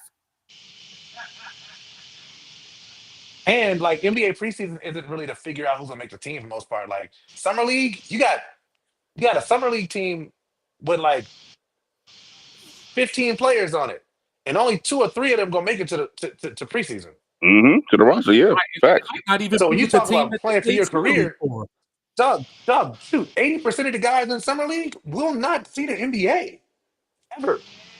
They could be And G some of League stars. They go overseas. Yeah, and some of hopefully. them that will make it might not even play for the team they're playing for in summer league right now. Right. Yeah, they And the probably get other picked part that up. people and the part that people always forget when they talk about like European teams, they're like, oh, I'm just gonna play EuroLeague. No, dog, it's not that easy. They only allotted 2 Americans per team when you play overseas. You Yeah, can't but have then like but you can't just like you can't take a whole summer league team and say, oh, we're gonna take the Yugoslavia to play. You only get 2 American slots. Yo, I'm happy you said that. I did not know that. then Yeah, with you also don't. Yeah, when we talk about the league though, when we talk the NFL league, once you put your name into the draft, once you declare for the draft, even if you don't get drafted, you are automatically in the league, as far as like the system wise. So you going no, undrafted, being a that's not free true. I mean, agent, yeah, I you get know what what I'm he's saying. saying? Like you Like, could be an undrafted free agent. right, like it's like so many other ways where just as much as for like niggas where you have to wait once you get signed, like if you go undrafted or whatever, you know what I'm saying, once you sign, you still gotta wait until either training camp or preseason to even show that you can make the team, let alone fight for your Yes, job. but that's the You know thing. what I'm saying? The NFL comes with 53 slots. You know what I'm saying? Right. And Most the reps NBA and your reps is Don't they minimum walk in the too. training So it's camp? like How yo, many first day of training camp? How many players do they have on the team? you said what? probably First like day of close training to camp. 80, I would think. Yeah, it's like 80 players that come to training camp for 32 Yeah, teams. but you gotta think about the reps though. Like how many reps? Like your reps, There aren't but and so many reps. right. So you have to perform with the amount of reps that No, that but you are see, given. like So yo, help me out here, Mike. The Cowboys had a special teams player that was like the best special teams who player in the Turpin? Who NFL. Turpin? I mean, No, this is before Turpin. Talking about Keith This was Davis. maybe, yeah, Keith Davis. So somebody Mhm. like him, you know what I'm saying? He can make the NFL without necessarily being counted on to be a major contributor as far as go get these yards, go get these touchdowns. He still provides value to he still provided Bro, value 100, bro, 100%. CJ Goodwin is like that for us now. Like yeah, he yeah, comes like you in and have is a special team ace, and he does nothing else but play special teams. Like true, Keith right. Davis So was a safety, true, and then CJ but in Goodwin the, played corner, but they never got on the field as starters. They true. just right, but in played. They the were really good NBA, special teams. but in the NBA, you don't have that escape. Like you gonna eat, like you know, if you're gonna get cooked on defense, you just gonna get cooked on defense. But you better be able to score 25. You know what I'm saying? Or you know what I'm saying, if you can't score 25, you better hold this dude to 5 for 16. So Right, so but you can't escape. that's why I said with the reps though with the league. Think about like you a linebacker and you third on the depth chart. So your reps right there, just that trying to get to being a starter is already a little minimum. So you still got to take if you get special team reps, you got to take those reps right there and make the most of them joints just to get visible and notice earn some more reps and still take advantage of getting the reps that you are playing on the defensive side in your position. So it's like you have to make an impact and you got to be competitive because every rep matters. But also in football, you have dudes that specifically coach your side of the ball. You know what I mean? So like, you know, whereas in the NBA, a lot of times this, you know, you have a coaching staff, obviously, but just depending on their makeup, you know what I'm saying? Like there's less opportunity for you to really ingrain yourself into that system unless you just fit right away. But then your knowledge of picking up the system too, what in the league, far as like playbook, far as like your teammates, getting the communication down, getting the gel to like I just feel like it's so much more in a short time span where it's more valuable for the people in the preseason than it is for the summer league because they still got the preseason. You got summer league and you still got the preseason. Granted, y'all said the stars do play more during the Yeah. preseason, but the rookies and your ones that you got But, on your but bench, also they still think gonna about get this. time. Think about this, and then I'll step out the way and let Rez and Mike get back in here. You know, when you're talking about the NBA, though, you know, saying so each team has their G League affiliate or whatever, right? So you got your G League to pull from, but they're still scouting Europe in all these different places. You know what I mean? Yep. Whereas in the NFL, like you're just in that pool with those people, practice squads, so on and so forth. So how do you, I guess, You gotta stick how do out you from go, them too. how do you go from practice squad to main roster outside of injuries? Other than you You busting, don't. other than you standing out, like you know what I'm saying, being better than or matching up with the ones, and so like other than injury, you have to compete your ass off to be up there. Just as much Yeah, as but in the like NBA, we got stories like Pat Beverly. Like what NFL players on average like just have this story where I was on the practice squad for 3 years and then I finally got my opportunity and I became a Pro Bowler or something. I mean, You know, like we get those kind of stories, but they just everyone's different. Just as much as when Dak got drafted, he was a fourth round pick. He won't really projected to start.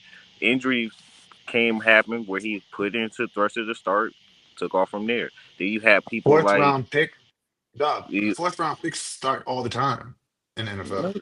no, they not Yes, not they not at do. quarterback, not at quarterback. you told me you've been telling me a 5th round quarterback going to start this year.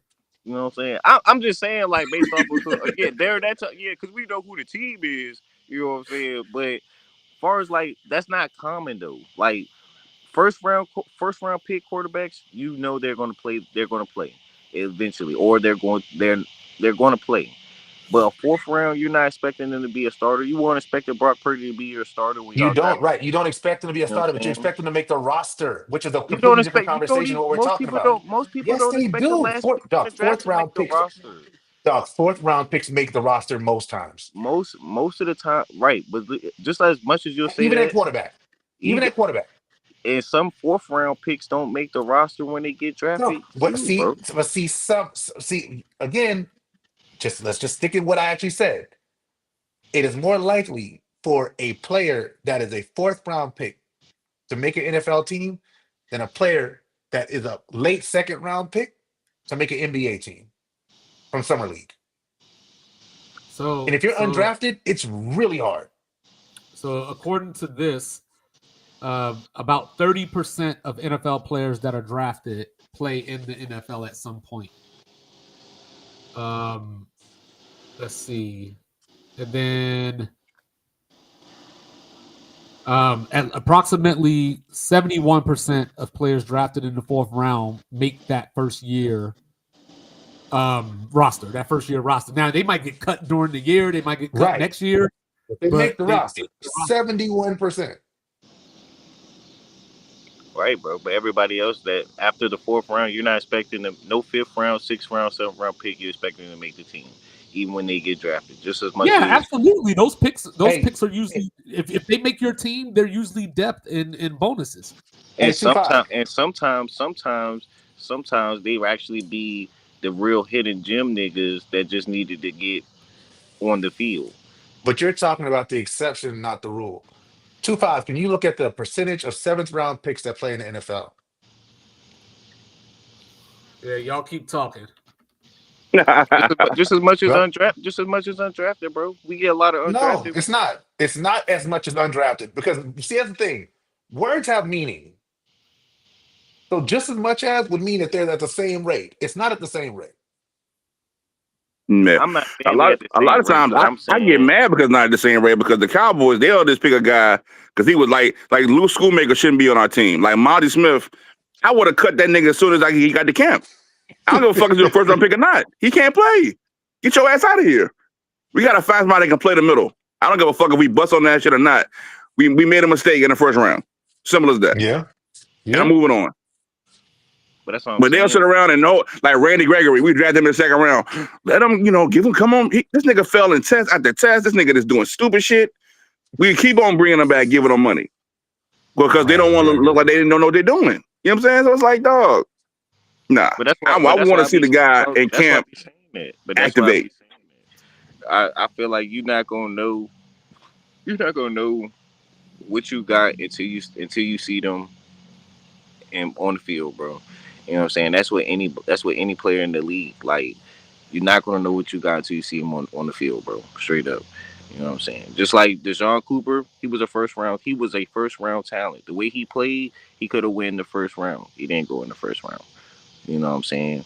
So it's just like, based off of how you scout players determines a lot of shit. And these people out here be like, teams don't be really scouting, bro. That's why I say I agree. the preseason is so valuable and more competitive, because your chances of making the roster is still slim to none, bro. Regardless of what position, Oh, that's right. He did go. regardless of what pick you were in the draft, you from being the first round pick to being the last pick, bro. No matter what round you in, bro, it's not a guarantee that you gonna make the motherfucking team, bro. No, none of it's a guarantee, bro. I don't think anybody says it's a guarantee that you'll make a team. That's why I feel like every rep is more competitive, like, because from mini camp to training camp to preseason, or You ever every play rep that football? you get, bro. You So, ever play football? I did. Not for super long though. so, Okay. so Did seventh you play round draft picks. So right? seventh round draft picks have a 10 to 15% chance of making the initial roster. Mm-hmm. 5 to 6% of becoming a long-term starter, Mm-hmm. and less than 2% chance of being retained after a couple of years. Mm-hmm. Can you compare that to second round draft picks in the NBA? Oh, that's a good one.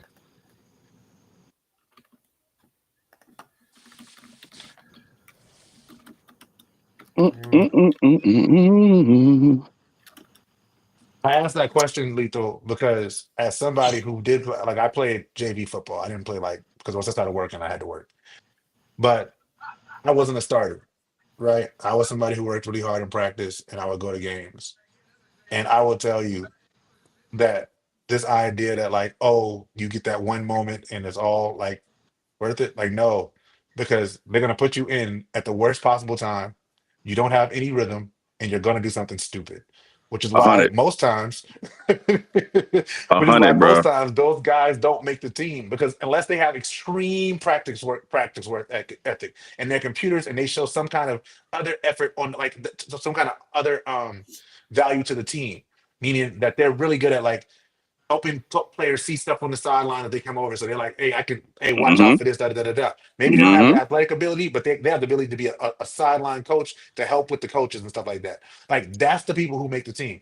It is really different. That's why I was bringing that back to that. But these guys here, most of these guys who play second round, like, think about it. You could be one of the best players in the country. Like, shoot, Caleb Love was one of the best players in the country.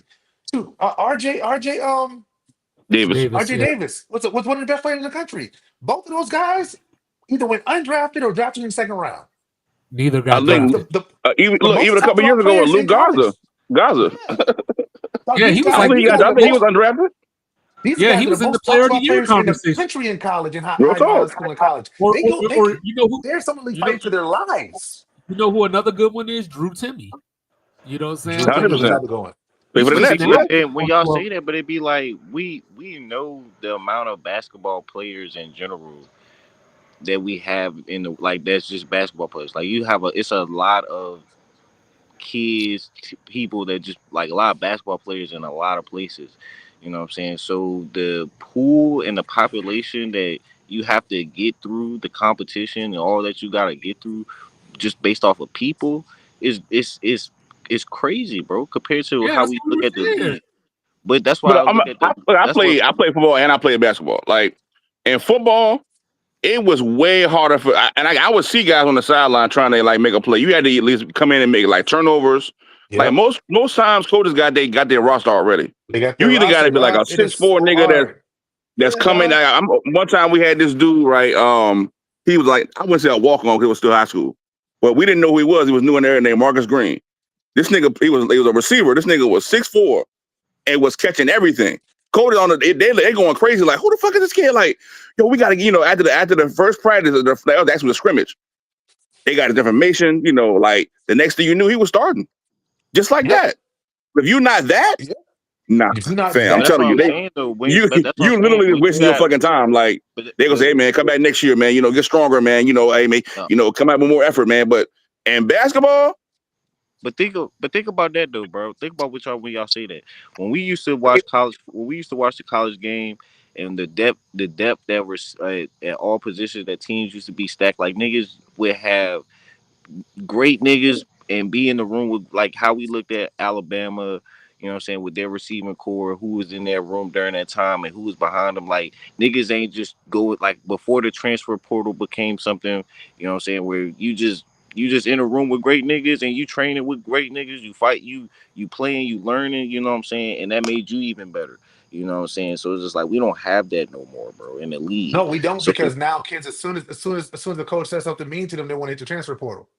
Yeah, right. I'm out of here. I'm good. You know what I'm saying? But like, So it's like to my second point, like for basketball, so it's like when I the competition side of things is starting to be We'll get you in watered that elephant. down, where it doesn't bring that same intensity as it used to bring, and the same value as it brought. How I still look at it. That's why I look at the preseason is still valuable for me, not just for my team, but just in general, because I watch other teams during their preseason, because it might be a player, another 5th round pick that we ain't draft, that's on the squad that they might cut that nigga just because they don't have enough roster space for that nigga that we might end up picking up. You know what I'm saying? Or I might look and be like, oh shit, this nigga, he's sweet, but they just might not giving him the opportunity, or they might not be like smart to enough your to keep him. point, Alabama, since you brought up Alabama, they had Trent Richardson, Mark Ingram, and Eddie Lacy on the same roster. On the same squad, bro. You know what I'm saying? But to answer Rez's question real quick, so second round picks in the NBA are 74% to play in a NBA game, and about 20% become players that play 3 years or longer. Okay. So that's a higher number than the league. That's a better rate. 7th round. So wait, no. So listen back to what he said. Those numbers were comparable to NFL 4th round picks. The 71% in the NFL was the 4th round. That's the number for NBA second rounders. Balloons. And like I was saying, second rounders are going make these balloons. but like I said, they're scouting. They're scouting their own G League teams. They're scouting players that might have had notoriety in college that went overseas, and they're scouting the actual overseas dudes. Right, and we don't have when we have to scout from in the league for us football. You only can scout when it comes to the NFL. You only scout from college, and then you only scout from the free agent pool, and then you scout other teams, other players too, but not as much as you really think. You only scout from the college pool, or you scout from the goddamn free agent market or the undrafted, you know what I'm saying, off the streets, rather than what you got, and which makes the competition, which makes the competition to earn your spot on the NFL roster is more valuable when you have to consider in what you have to go through just to get on the roster, and you got to play a physical sport. You gotta hit motherfuckers. You gotta get physical rather than the fucking the league in the NBA. Like you said, bro. If you ain't go play no defense, you better still put up 25 points. If you can't put up 25 points, you better be able to goddamn play some lockdown defense. In the NFL, if you can't do something, bro, if you can't be serviceable on as a starter or a backup, your ass better be able to play special teams. And if you can't play special teams, that's it. Just That hit the also tells road. you there's more opportunities to make an NFL roster than an NBA roster. But 1 second, Narissa, you thank you. You did an amazing job opening up Sports Reports as ordered. You did so good. Thank you. I really liked it. Your dad needs to record a drop. You need a drop on the show. So every time we have a show, we get to hear from Narissa. You're very good. Yeah, my favorite part was when I said, liquid death, and she tried to drink it and it wasn't She open tried yet. to drink. Yeah, she tried to drink liquid death, which is hysterical. But, But she Hilarious. did really good. but yeah, that's why it's just, I don't know. There's a lot more pool of people that you're pulling from, because Yeah. even in the NFL, like how many of those players that are left undrafted or in whatever pool, practice squads, you know what I mean? Like they're probably undrafted or practice squad for a reason, because there's 53 slots. In the NBA, we're talking about 12 to 15 slots, and you're talking about thousands of dudes that are being scouted. Man, at a given thousands, time. dog. Thousands. I look at this like Greg Dortch. He went to Wake Forest. He from the Springs, right? Play for the Cardinals right now. He went undrafted. Like he went to like 2 training camps, bro, and made the roster because he's fast. He's really motherfucking fast. Yeah. Like I don't see those stories really happening. You know what I'm saying? In NBA like that. Like to me, like I don't think it's slotted more. Well, no, you got Jokic. 2nd round pick? Yeah.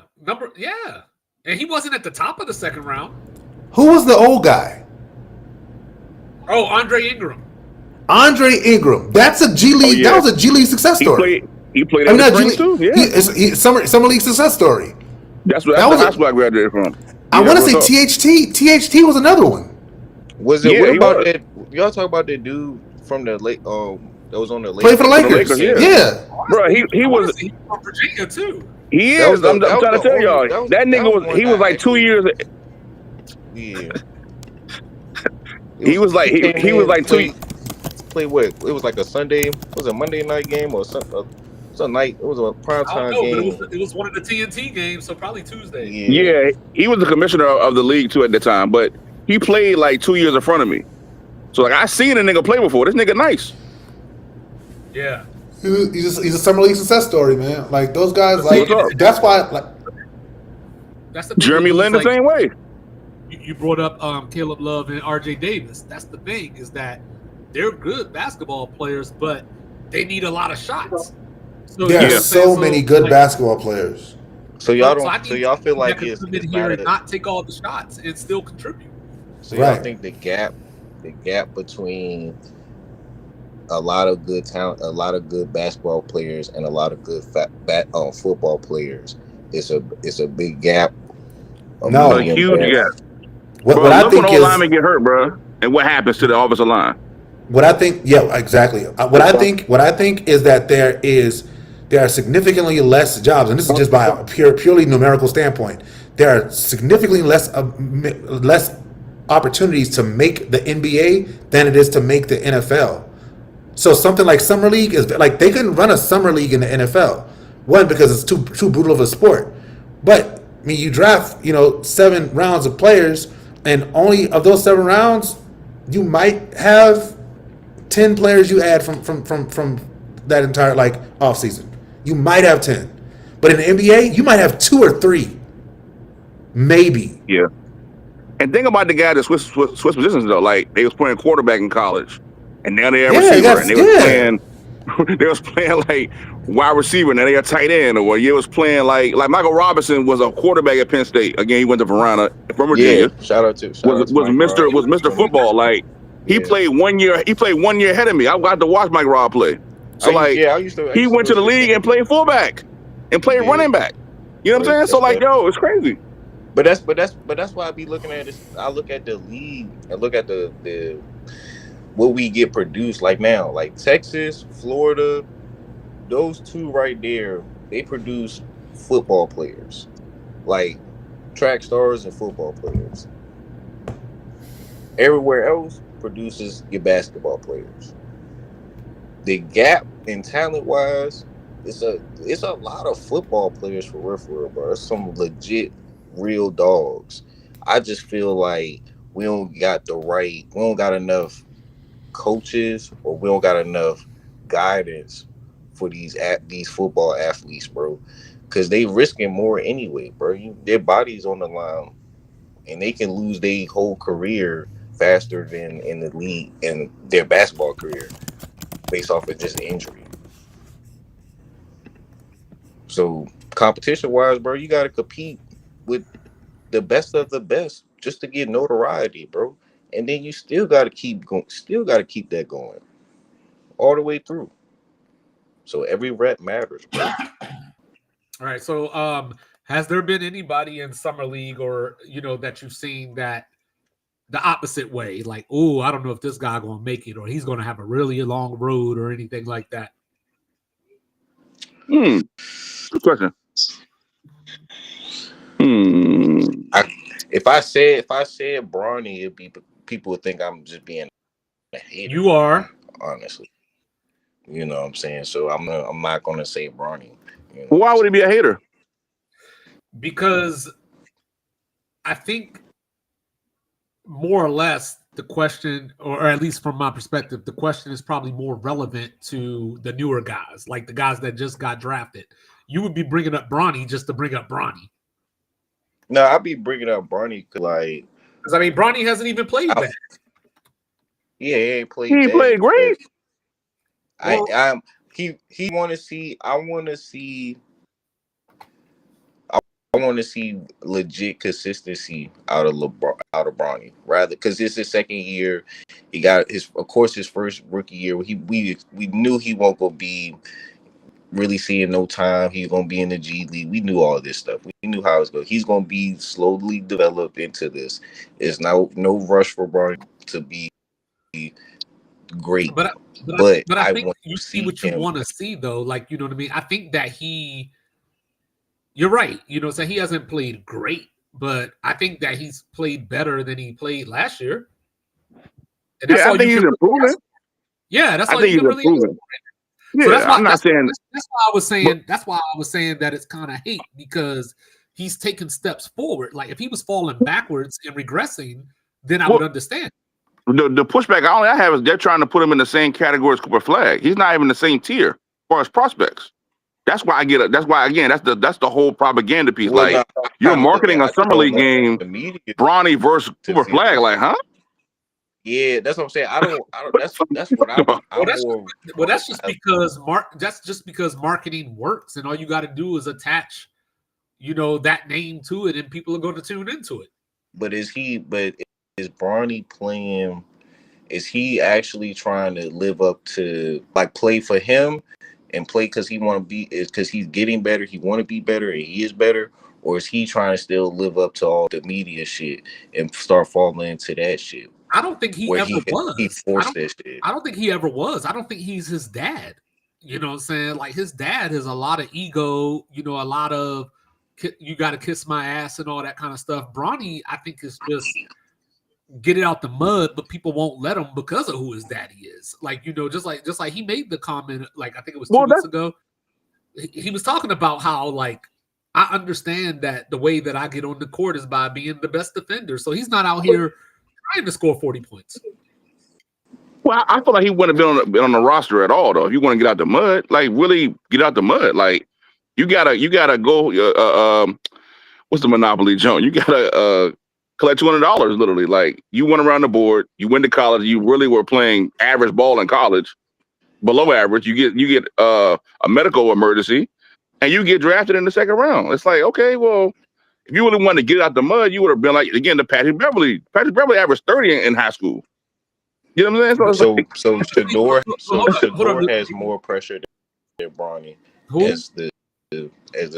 Shedeur has more pressure than Bronny. Yeah, like with Shedeur. But I mean, with Shedeur, looking at Suns, looking at big name Suns. No, with Shedeur, we've seen Shedeur be great, though.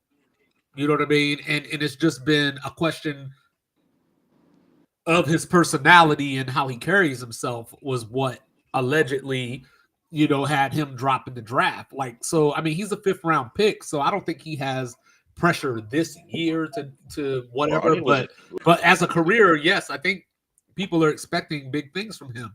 But what I was going to say to Mike was, saying like, I'm not necessarily saying that you're wrong about what you just said, but saying when I look at somebody like AJ Johnson, who got drafted by the Milwaukee Bucks last year, he got drafted at 21 and he averaged 2 points in Australia.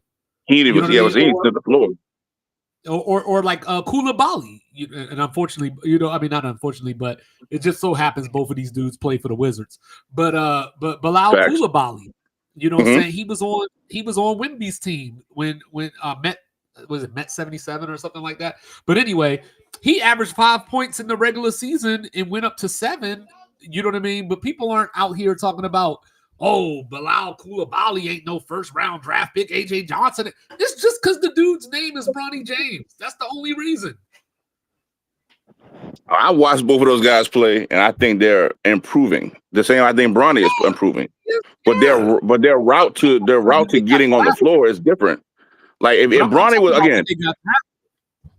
Yeah, I feel you. I'm just saying, if Bronny, he was doing a great job. I'm rooting for Bronny. He's doing a great job in the G League. Nigga, stay in the G League all year. Like, don't come pop up when y'all want to sell tickets for us a little marquee moment. Nigga, just stay in the G League. Get it out the mud, improve, continue to grow, and hopefully you came back in Summer League and you would have dominated. Look how Cooper Flag got shut down. Look at Bazelis last year, and look at him in the Summer League. He's not playing no games. I wanted to see Bronny take the next step. Like, he's out there with guys that don't belong in the same court as him, is what I'm trying to say. It's like, we want to see you dominate, dickhead. Don't be out here just being so passive. You can play defense, nigga, and still score. And still just shoot the ball. Does he make the rotation then? Does Bronny make this year? Hell no. I don't think he deserves to make the second. He's not better than any backup point guard in the NBA right now. So why would I think he need to be in the rotation at all? So that's what I'm saying. So this year, you don't think he'll see the floor? He probably will, but he don't deserve it. What about you, 2-5? You think he's gonna get in on the regular season? You think he see the floor this year? I think he'll play more this year, but I do agree with Mike that no meaningful minutes. Y'all saying it's not gonna be meaningful. Yeah, like he'll get some cleanup garbage time, and he'll get some like game where people are load managing or whatever. Like, he'll get in those moments. But it's the same thing though, is that even if he plays well, a lot of people are still going to be like, it's still not good enough. Like, yeah, he played well. Exactly. It ain't good enough. Is it because he's in LA? No, it's because he's LeBron's son. It's just because it's just if his name was Michael Wilson, So does he have pressure there to succeed? No, I don't think he has any pressure at all, because I don't think that, like, talking to people, like just talking to regular people and like how people talk about him on TV, nobody has expectations for him. Like I don't think people are like, hey, in 2 years, Bronny is more expectation. Exactly. It's more expectation on when he gets to the league rather than where Bronny is. And we're going to find out because he's going to Arizona, who plays in one of the toughest conferences in college basketball. So we're going to learn about Bryce one way or the other real quick. And my thing is, again, for the Lakers piece, he's not better than Jordan Goodwin. He's not better than Gabe Vincent. He's not better. I had to make sure I checked this shit first. Who, Bronny? He's not better than Shake Milton. Yeah, so like, he's a sideshow at this point. You're not better than none of those point guards. I agree with that. That's you're competing against, essentially, get on the floor. I do agree. So it's like, yo. Go ahead. What do you gotta see from now on, right now, until we get to the at least preseason from Bronny? I want to see Bronny shoot the fucking ball. He has the capability of shooting the ball. He chooses not to shoot the ball. I don't see him dribble driving enough. He hasn't developed a floater. He's a small guy. Every camp I went to, every team I played on, the coaches will hone in on the point guard and say, fam, you have to develop a floater, up and under, something. You're not developing anything. You have to develop a go-to shot. That's what I want to see Bronny James do. All this, I'm going to be a defensive player. You're too small, my nigga. Like, you can be an irritant. You can pick up full court. You can do all that goofy shit. You're not taking the ball from niggas who can really handle the rock. But I think when it I comes hate to when niggas Bronny, do this shit, yo. It's like you're not Patrick Beverly. Patrick Beverly has longer arms than you. Patrick Beverly is really a good player. Like, I hate when they make comparisons to guys that really are really great. Like, when niggas be like, he's Rodman. Nigga, you're not Rodman. You don't have the same body type as Rodman, the same mind as Rodman, the same ability as Rodman. I just hate that shit, yo. I think the problem though with Bronny is we're asking the wrong question. You know, like I think we're asking. I think we're asking the wrong question. You know, Radical Jack is here, y'all. Cactus Jack. What up? Bang, What up? building. What up? Fuck you, Jack. But I think we're asking the wrong question though, because I agree with you, Mike, as far as Jordan Goodwin and a lot of those other dudes. I think the question is, do you think there's enough there in Bronny? Because none of these dudes are going to be starters either. So is there enough that you see in Bronny potential wise that will benefit down the road? Maybe. Like I said, Gabe Vincent was in that same mold to me as a Bronny James, but Gabe Vincent got, he can shoot the ball. He's a defensive irritant to a certain extent. Like Shake Milton is the same way. Like, but those guys are aggressive. Do you know how old Gabe Vincent is? Old. Shake is old too. I know. 29. He's 29. I feel you. But my point is they're both as short as they are. They're both taller than Bronny James. But Bronny can beat Tony Allen. This is about development too. See, there you go. Lethal just called this nigga Tony Allen. He can beat Tony, bro. He can't beat Tony Allen. He's not big enough to be Tony Allen. Yeah, he can't be. He gonna want to be Tony Allen in his mind, in his heart, and I'm his just will. saying, bro. The best way he gets. He can be Avery Bradley. He can be Avery Bradley. Yes. He can be Avery Bradley. But did you hear Avery Bradley's story when KG was talking about him? Before that team, yes, and said, "Nigga, I'm not going back. I'm not going back. Ain't never go. Yeah. I'm not seeing that from Bronny. I'm not seeing that, bruh.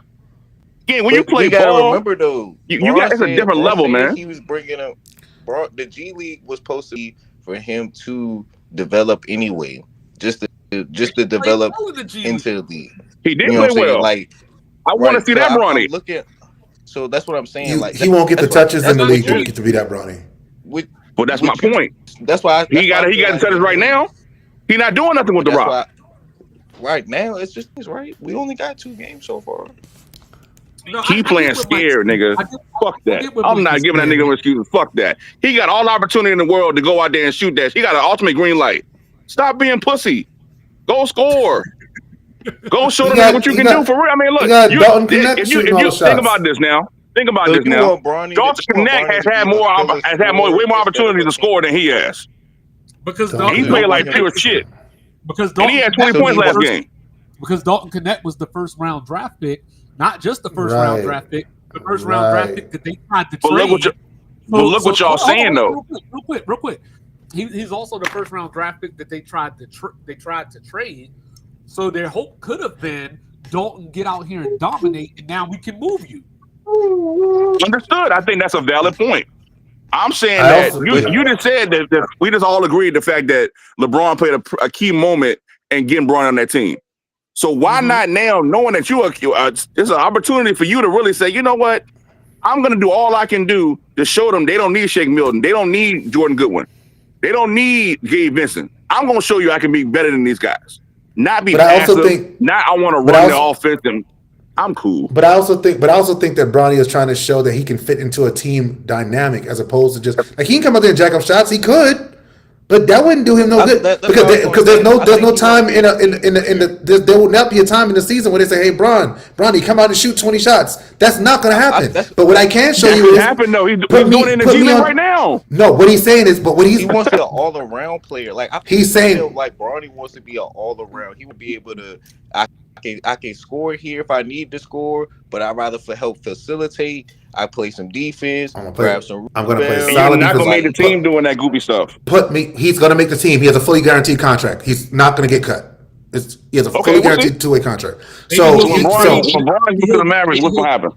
Maybe he'll get traded with his daddy. How about that? If LeBron goes to the Mavericks, he still has a 2-year fully guaranteed contract. They can still cut him, Riz.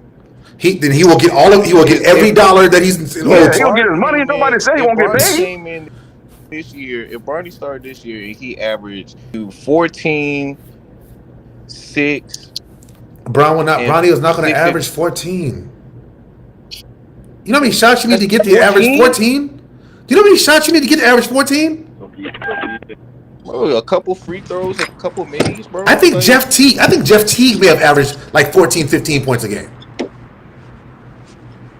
I can see Bronny playing a Jeff Teague type role. So you saying 14 is too high? Look, I can see for somebody that's going to get, he's going to get like 8 shots a game. Like 14 for Barney is too high to Jeff average. Teague's career average is 12.2. I can definitely see Bronny in a TJ McConnell role. 2 points more than Jeff Teague is diabolical. Jeff Teague was a very good NBA player who played for over 15 years. Yeah. That's what I'm saying. So average 15 is crazy. No, what I'm saying is he's not going to get the shots to do that. I don't know about that. He won't. What's Patrick Beverley's? What's Patrick Beverley's career average? Please, I want to keep doing this. What's Patrick Beverley's career average? Points. All right, let's see what we got here. But that's the thing. Like, you got to try to figure out if what you think Bronny could eventually be. Right. But not a really good eighth man. Because I think we look at a lot of these things through the lens of scoring. You know what I mean? Yeah, it's not. Throughout NBA, I look at how if I'm saying if he can average 14, when I say I'm saying it's far as scoring wise, it's multiple ways of him being able to score other than just having to take a shot. I'm going to play tenacious defense. He can score in you could score the basket in so many other ways, bro, to get you 14 points. Pat Beverley's Bronny is too small, fam.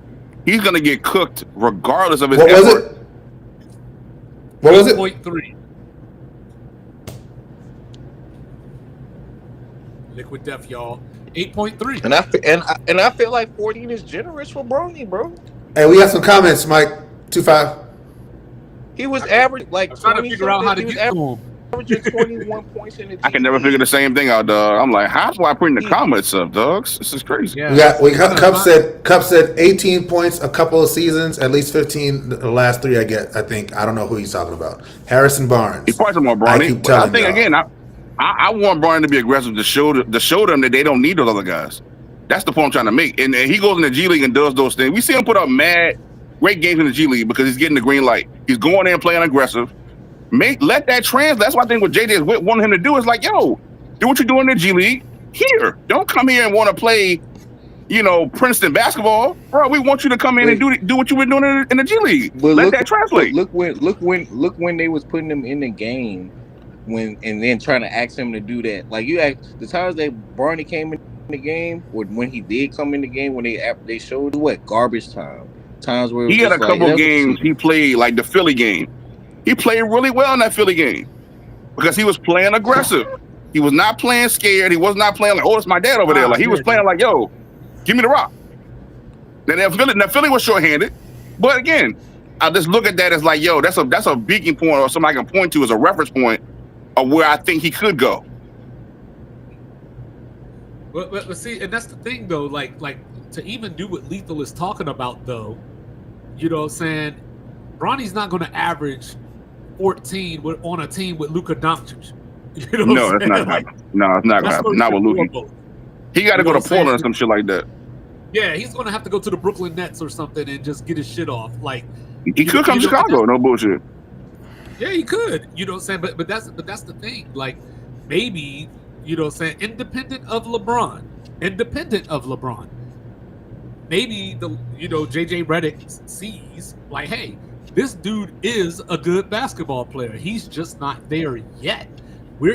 So as they're trying to contend, you're not going to play a dude a lot of minutes that you don't think is there yet.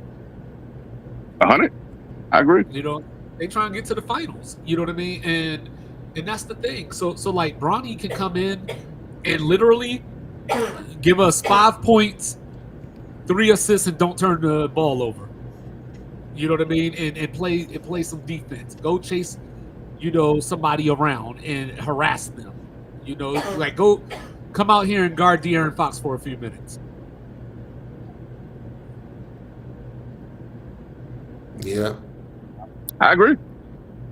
I'm rooting for the kid, man. Again, if I don't like the way he got there, but hey, I'm just all about principle. If you got there because of your dad, cool. I'm cool with it. But they get to a Shout certain out point. to PJ. Shout out to MPJ. Who was that? That's what Michael Cup Porter said. Jr. I Fuck don't know MPJ. why he said that. No, I like Michael Porter Jr. personally. I just think he had a bad year. I think he's really gonna turn up this year. Personally, I think he's really, really. I think he's a tremendous rebounder. He don't really get enough credit for that. But I don't know what. Again, I don't know. I think he was either hurt. He had the rotator cuff. You know what I'm saying? I think he got a raw deal. And I feel like that Russ was just again. I got happy when they signed in the offseason. Niggas remember, I'm like, yes, I know they're not gonna make it to the finals because they got Russ. Russ is a person that anywhere he goes to, they're not gonna win a championship. It just is what it is. I can't I don't want to sound like a hater. I'm just telling the truth. Everywhere the niggas went to, they've just been staying stagnant, or they don't never get over the hump because he don't make smart basketball decisions.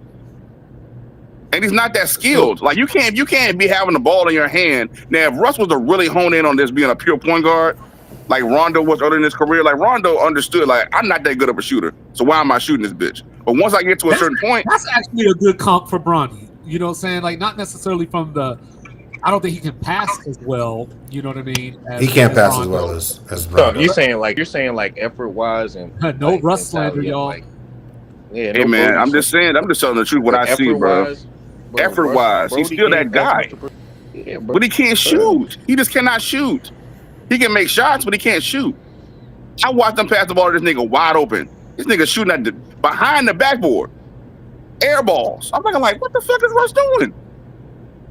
I get it, bro. Just like D Rose, he was great to the basket, downhill, off the basket. But when you actually Rose to shoot, he couldn't do it. He couldn't do it. I'm a Bulls fan. They show a few Derrick Rose jumpers that he made. Most of them, most of his joints is all the basket. But I'll say this though, when we talk about playing at the basket, D Rose and his floater, bro, come on. That's right. You got to develop a floater. Hey, you mentioned smaller guard. You have to. You mentioned Drew Timmy 2-5. He has 17 at halftime. Again, perfect example. That's my guy. He gonna be solidified in the league. He proved it last year. So when we gonna transition into this training camp? I'm about to. Chill out. Let that man drive. This nigga trying to be the host too. We've been in a summer. You see him, right? Dang, bro. Well, we started out with rap music. You know the most hilarious thing in the world. When somebody participates in a conversation and be like, "Hey, why y'all talking about this? You talking about it too." You are also talking. That's what lethal. Nigga, you done cut 17 niggas off today, and you gonna sit up here and do that shit. Dog. Hey, look, bro. You done cut 17 niggas off. I'm just saying, bro, because niggas be coming at lethal you know what I'm saying? I be just doing. You do though. So okay, all right. I have a subject question. Do you really think you don't be doing the most?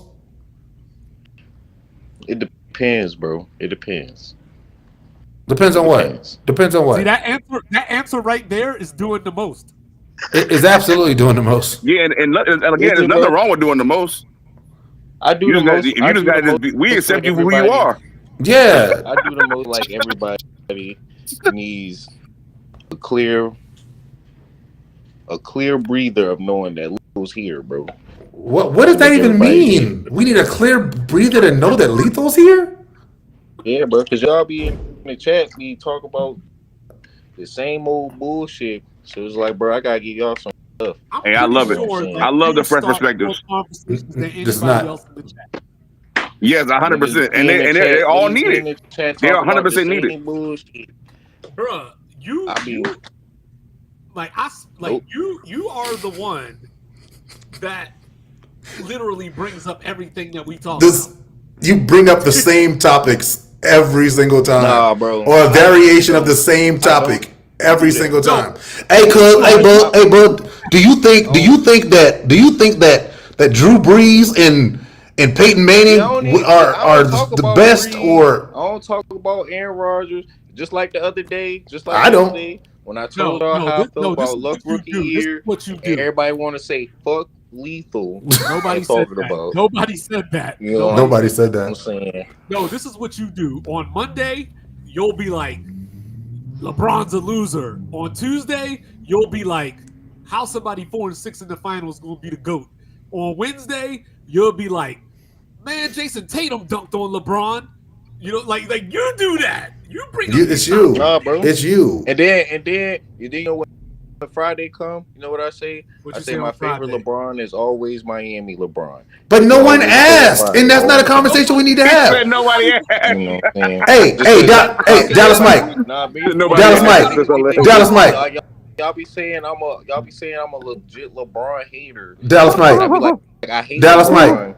but Do you know this man asked us today in the chat, Dallas Mike? What did he say? Hey, cuz, who you think would have had a better baseball career?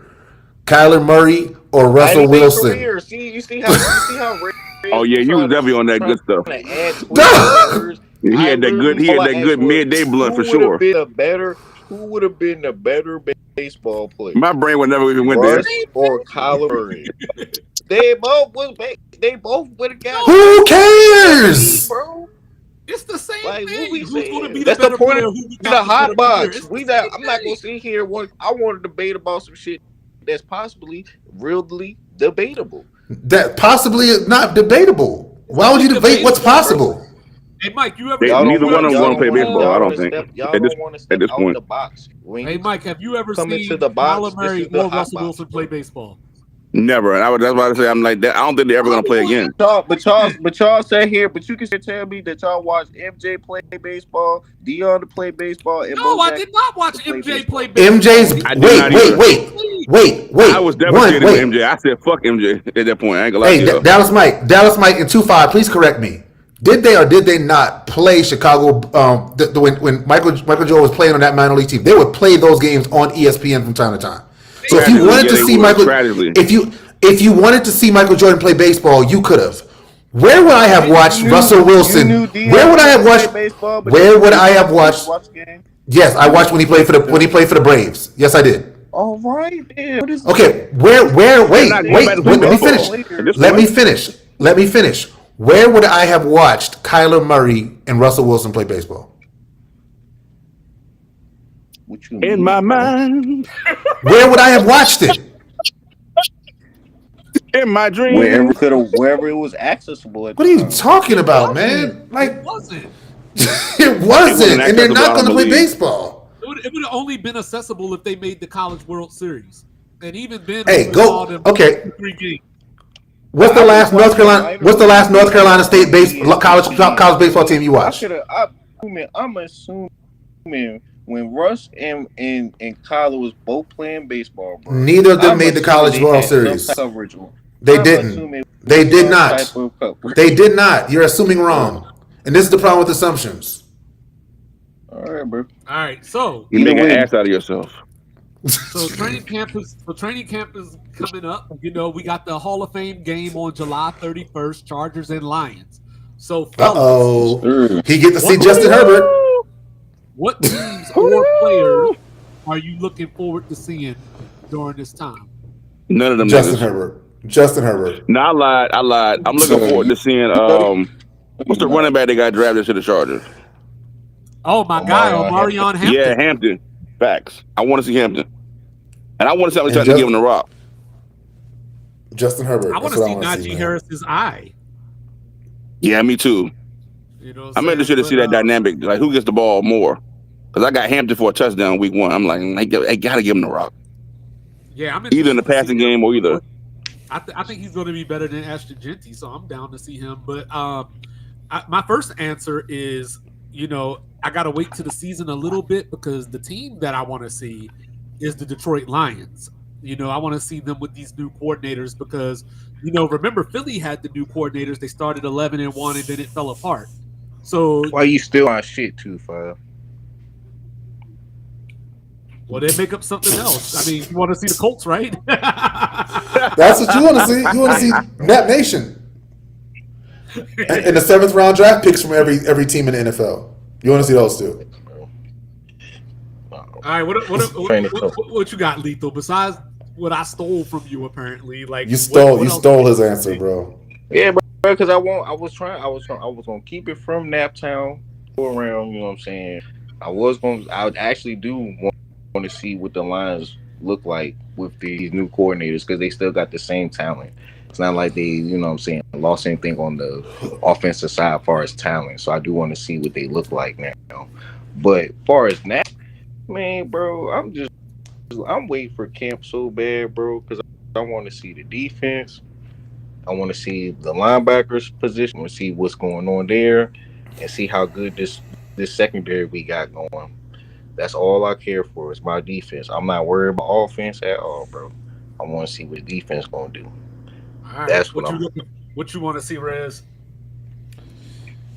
I don't care about preseason, my guy. I want nothing that I want to see. I'm going to see in NFL preseason. All right, well, forget preseason. Let's take us to the regular season. What teams or players are you looking forward to seeing? Well, number one, I want to see what the Niners are going to do. What we're going to look like week one. I want to see how Saleh re-energizes the defense.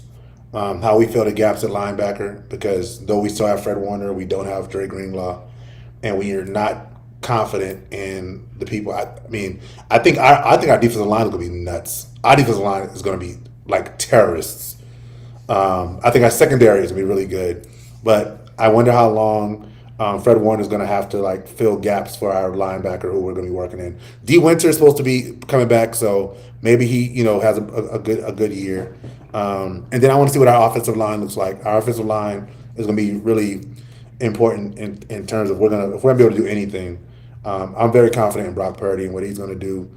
I want to see which wide receivers they fill out the roster with because we still have a pretty good wide receiver room. We know that Debo's gone. Ayuk is hurt for at least 4 weeks. Even though I just saw reports that said he may be ready week one, I don't have a lot of faith in that dude.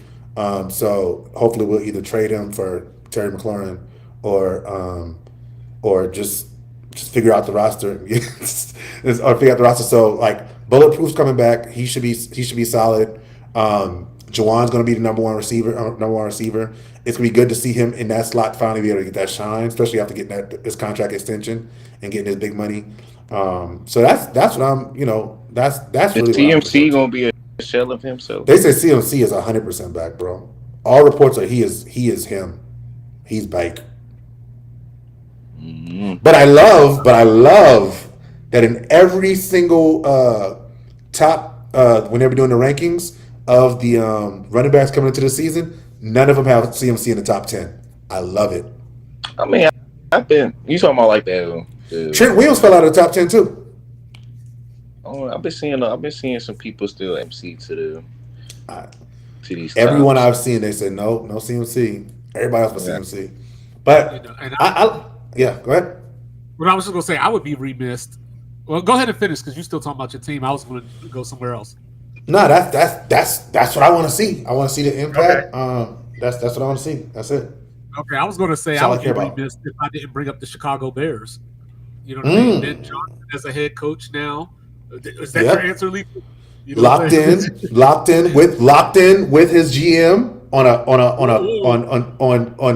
synonymous contracts. So his time frame of signing is the exact same as the coach. I love that. We call that the Kyle Shanahan plan, the Lynch-Shanahan pact in San Francisco. They are tied to one another. I think I stole his answer again. You know what I mean? No. Okay. Bears is like everybody has been really like boasting this Bears camp so much this year. You know what I'm saying? Since Ben Johnson got there, everybody likes the positions they done made. They retooled that offensive line. They added some more playmakers. Caleb coming in. He gets his guru. I feel like this is the year. So all this hype around school, I can understand it. But I really feel like, bro, Minnesota, bro, and JJ, bro, they go back to the floor this year, bro. in that division. That this if honestly, bro, this is why I say that.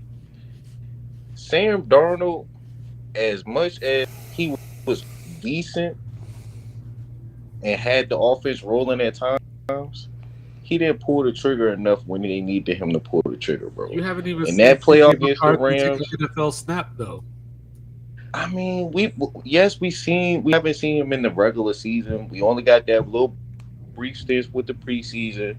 You know what I'm saying? So everybody not gonna really be like, well, that's something to really go off of. But as far as like coach, offensive line, weapons, comfortability, no real. He doesn't have no pressure. He's going into this joint knowing that they already told him like, this is your team. Jay is the guy. We're building around Jay. It was always like that. So I think he's coming in super relaxed, super poised. He got the run game. He's got a better offensive line. Wait.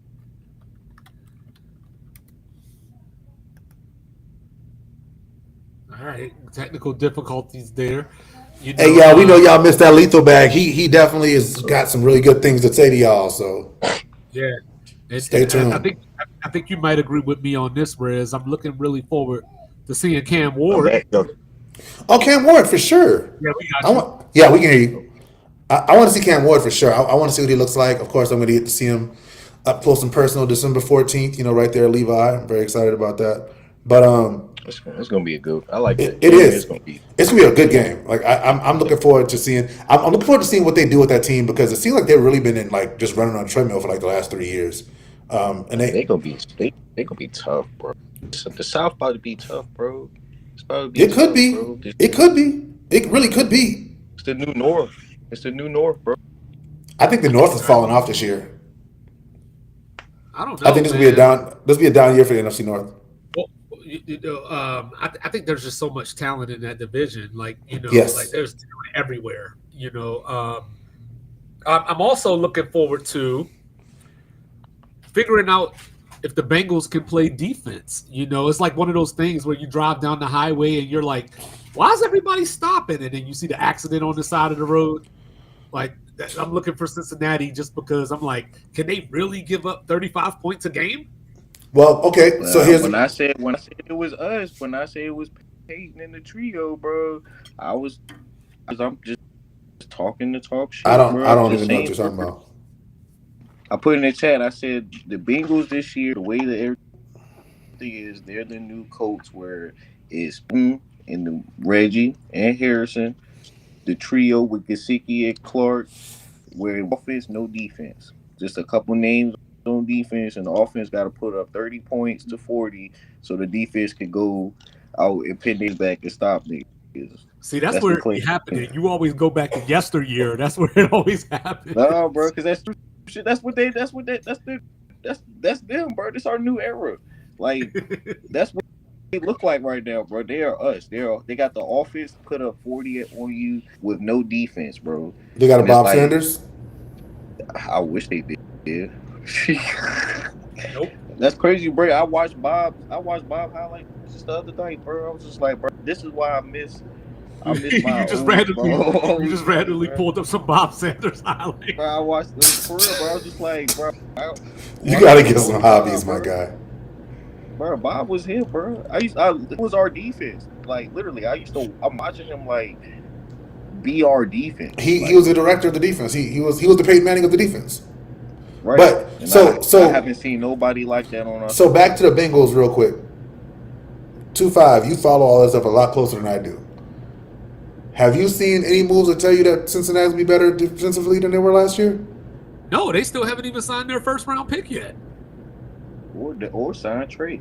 Or they haven't even renewed Trey Hendrickson, who led the league in sacks last year. So if they were really bad last year, if they're notoriously bad last year, they haven't made any moves to add to the personnel, they haven't changed the coaching staff, where are they going to be better? I mean, well, they did bring in a new defensive coordinator, though. They did. Who is it? I mean, they brought in Al Golden. Oh no, he's not gonna be better than Lou. Oh no. But here you Go ahead. gotta go with the fact that all the money is tied into the offense, bro. And That's a problem. last year, let's not forget here though. Even with as bad that defense was, they still had a chance. They punched their ticket to go to the playoffs. They got screwed by the Chiefs, but they still could have went to the playoffs. As bad as that defense was. Here we One go. game, all they need is if they didn't lose, if they didn't lose, one time, if they didn't lose, If my auntie had one time and one nuts, she'd be time, my all uncle. I'm saying is if they didn't lose the season opener, bro, they could have been in the. They probably would have been in the playoffs this year, bro. I'm gonna say this one time and one time only.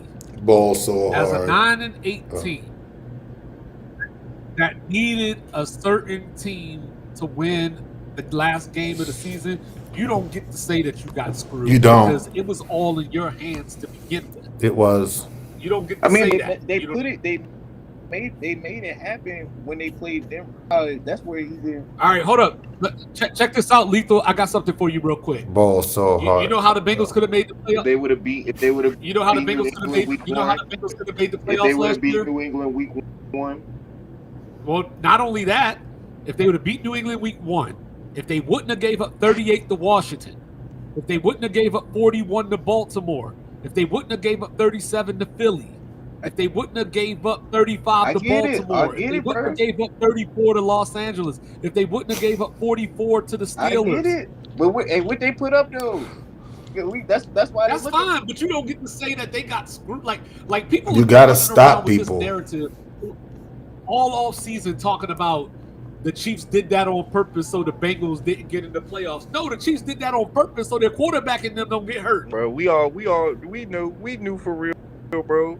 If Joey into the playoffs, it was a wrap for Patrick Mahomes, and they knew it. Nobody wanted to play the Bengals, bro. The way as hot as that offense was, nobody cared how bad that defense was. That offense was too hot at the right time to stop anybody, bro. I don't think that the Bengals, I don't think if I'm the Chiefs, I'm looking at a team that I could put 35 points on and saying, "Oh no, I'm scared of them." But you also not if you the Chiefs, you're not look over there saying that, "Oh, I'm not afraid to put my defense on the field to stop Joe Burrow." If I got Steve Spagnuolo, I don't care who I'm playing against.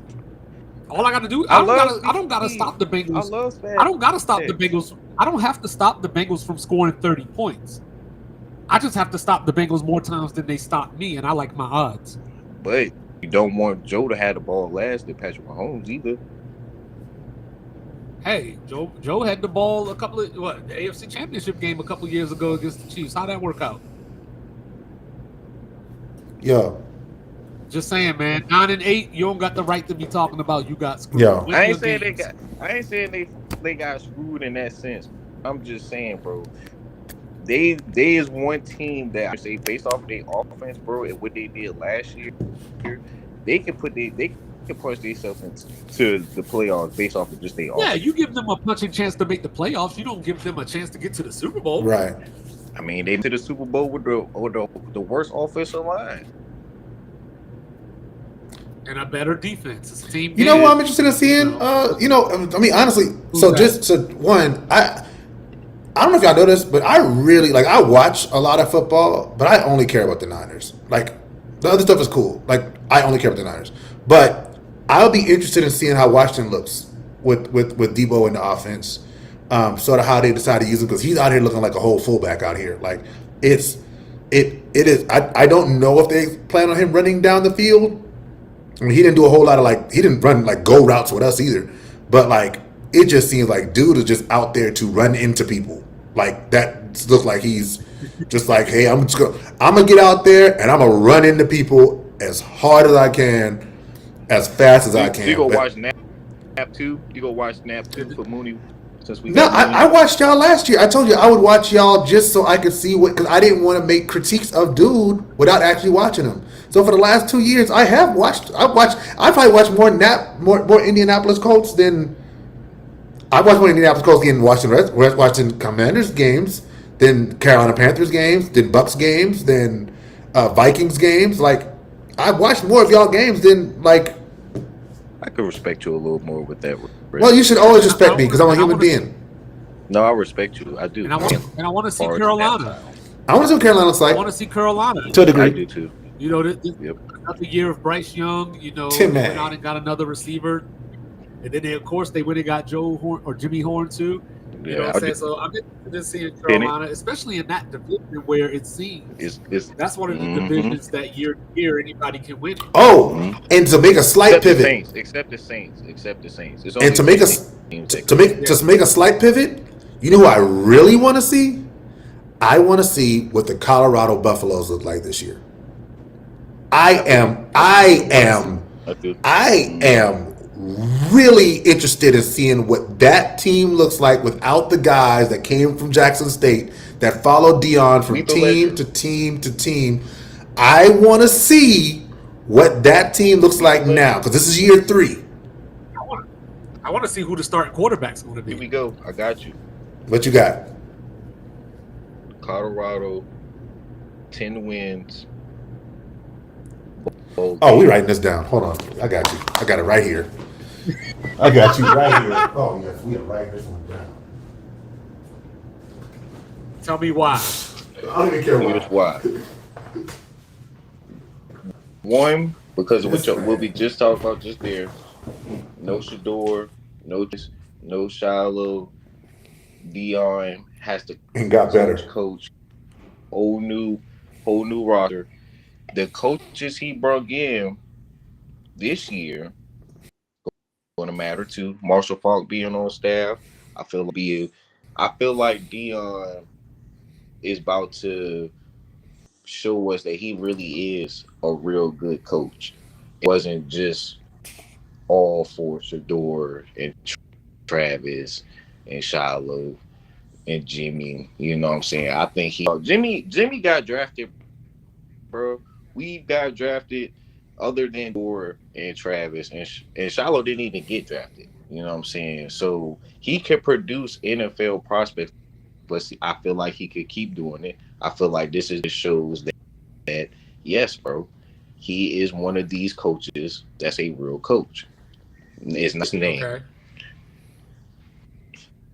Well, yeah. So like, I just want to see who their starter's going to be. You know, they went and got Caden Slovis out of the transfer Sloiter out of the transfer portal. They brought in Julian Lewis, who was one of the most, you know, here comes the word, ballyhooed freshmen in years. You know what I mean? So as I look at that alone drives my interest. Plus, I'm a closet Colorado fan too. But if we're going to go like the college route, then for me, it's got to start and end with James Franklin. Can you beat Ohio State this year? You know what I'm saying? Like we got to figure that out. The answer is no. And then you got, you know, week 1, right? You got what? Clemson, LSU, you know, Florida State, Bama. You know, like we got Miami, Notre Dame. And you got Carson Beck at Miami. Who got Ryan Day? Who Ryan first week? They got Texas. They got Texas. They got Arch. They got Arch. That's right. Yeah. Wait, he's a Colorado. Yeah. Hold on, he's a Colorado. 10 wins. 10 wins. 10 wins. Bowl game. Hold on, which bowl game? Like a January, like a January bowl game? For me, I'm just put a bowl game. They just them getting to a bowl game. I understand. Well, I mean, if they make the Monarchy Cartel bowl, that's a bowl game. It's a bowl game. The Snoop Dogg, they can make the Pop-Tart bowl game for all I care. It's a bowl game. No, I don't want to see them make the Pop. Okay, what's it? 10 wins bowl game. And what else? That was it? Yeah, that was it. That's the bit. That's the legend right there. Oh, no. Whoa. No. Hold on, Lethal. Hold on. Am I missing something? Let me know. Yes. A bowl game. 10 win. Are you saying, whoa. Let's raise the stakes. Okay. Are you saying they making the playoffs? Because 10 wins isn't the playoffs. 10 wins isn't the playoffs? 10-2, you go into the playoffs. That's what I'm saying. It could be, yeah. 10 wins, that's them in the playoffs. I mean, so you picking them in the playoffs? even if you make a bowl game, you make the playoffs, right? No, Not a bowl. No. Playoff bowl games are different. What comes first? The bowl games, then the playoffs, right? They don't. If you make the playoffs, you don't play in the regular bowl games. You only play in the bowl games that are for the playoffs. Okay. Yeah. Okay. So yeah. Playoffs. Okay. All right, Oracle. Playoffs. All 10 right. wins, playoff berth. Playoff berth. The Oracle has The returned. Oracle has returned. I like it. You know what I'm saying? One of these weeks coming up, you know, we're going to have to do our over-unders and everything, you know, try to figure Yep. out. Early Heisman What watch. teams- Early Heisman watch. Anybody got an early Heisman candidate? Well, the media definitely has already handed it to Arch, so all he got to do is not mess it up. Do y'all But, see Jay Smitty fight that joint? Maybe. Who is Jay I could- Smitty? All right, Smith. Who's that? You don't know. The receiver from Ohio You State. just said who's that? Why? What? No, I was going to say, just, you know, to make Lethal happy, I could see Garrett Nussmeier. I ain't want to say it. That's why I ain't want to bring, because I would have been so biased of me. That's why I was like, But he's got to do some things, right? Like, obviously, it all starts week 1. You know what I'm saying? They don't necessarily got to beat Clemson. he got to play great. But, He got to play. yeah, you got to have a great If game. I'll tell you this: if he let that boy Cade come out, like if that boy come out with confidence, if he's earned confidence over this summer, I'm curious about ours though, bro. You know what I'm saying? I'm curious of how our weapons gonna look this year, because we be having the receivers, bro, and then we lost one of the best spectacular young receivers already, bro. You know what I'm saying? he had a drug problem. Who, Lacey? R.P. Lacey? Whoever. Yeah, killed it. You know, but yeah. But so I'm Um, curious about that. I want to see. That's why I'm like, yeah, I feel you with that. I ain't want to go, but he has a lot on his shoulders this year for sure with Nussmeier. No, I think the winner of that game. I think the winner of that game, provided that Arch doesn't go into the horseshoe and just light it up, I would say the winner of that game has to be the front runner, whether it's Garrett Nussmeier or It's Cade true. London. It's true. Yeah, and you know, in LSU, you know, they got these games right. They go to Bama this year. You know, they go to Ole Miss and Oklahoma. So, like, you know, he's got opportunity. Yeah, but we not the same. We not. No, the I same know. I know. as you though, bro. Like that's the I other know, but part y'all about gonna it. get It's like, hyped just because of the name. Y'all gonna yeah, get the but hype. now it's still, you know what I'm saying, we still living on just because of us being LSU, but like we ain't been the same LSU for a while. You know what I'm saying? Even before Burrow got there, you know what I'm saying? So it's like with Nussmeier, bro, this year, yeah, I'm expecting a lot. So I'm expecting him to play like an NFL quarterback for real. And like, No, but He's I not think in the NFL. I think Jeremiah Smith could get into the conversation. I think Ryan Williams could get into the conversation. You know, Jalen Milroe's in the NFL now, so Bama's bringing in a new quarterback. So you know, I believe it's going to be Ty Simpson. No official word yet, but you know, if Ryan Williams can have another year like last year, he's right on Jeremiah Smith's heels. is there a running back, and that's the Aston Genty, the Omarion Hampton of this year's prospect Yes, there is Jeremiah Love from Notre Dame. At Notre Dame. Number 4. Okay. Yes. Okay. Yes. Oh, that guy, man. Like he Oh, He just doesn't go down. Is Notre Dame retooled to go back to the Natty with their prospects that they have now?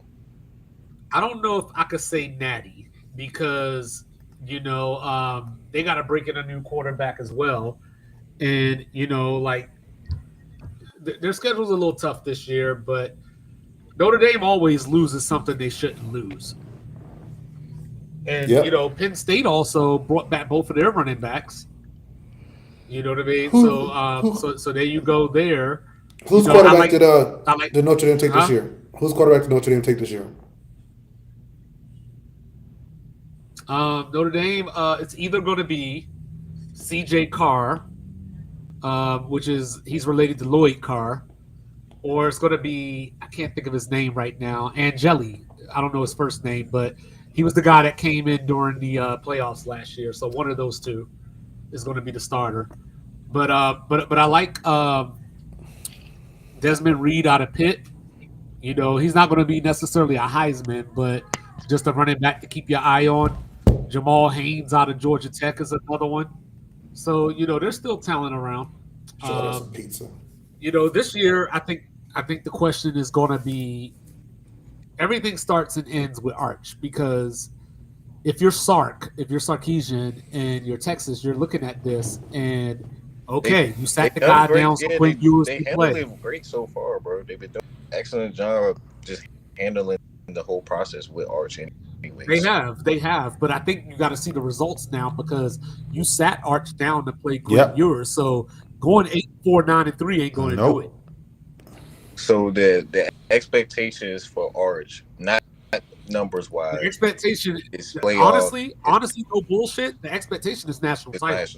So it's national title. But if he gets to the playoffs, not first round exit in playoffs, but if he gets playoffs, win one playoff game, lose the second joint, is it over? Did he underachieve or did he overachieve?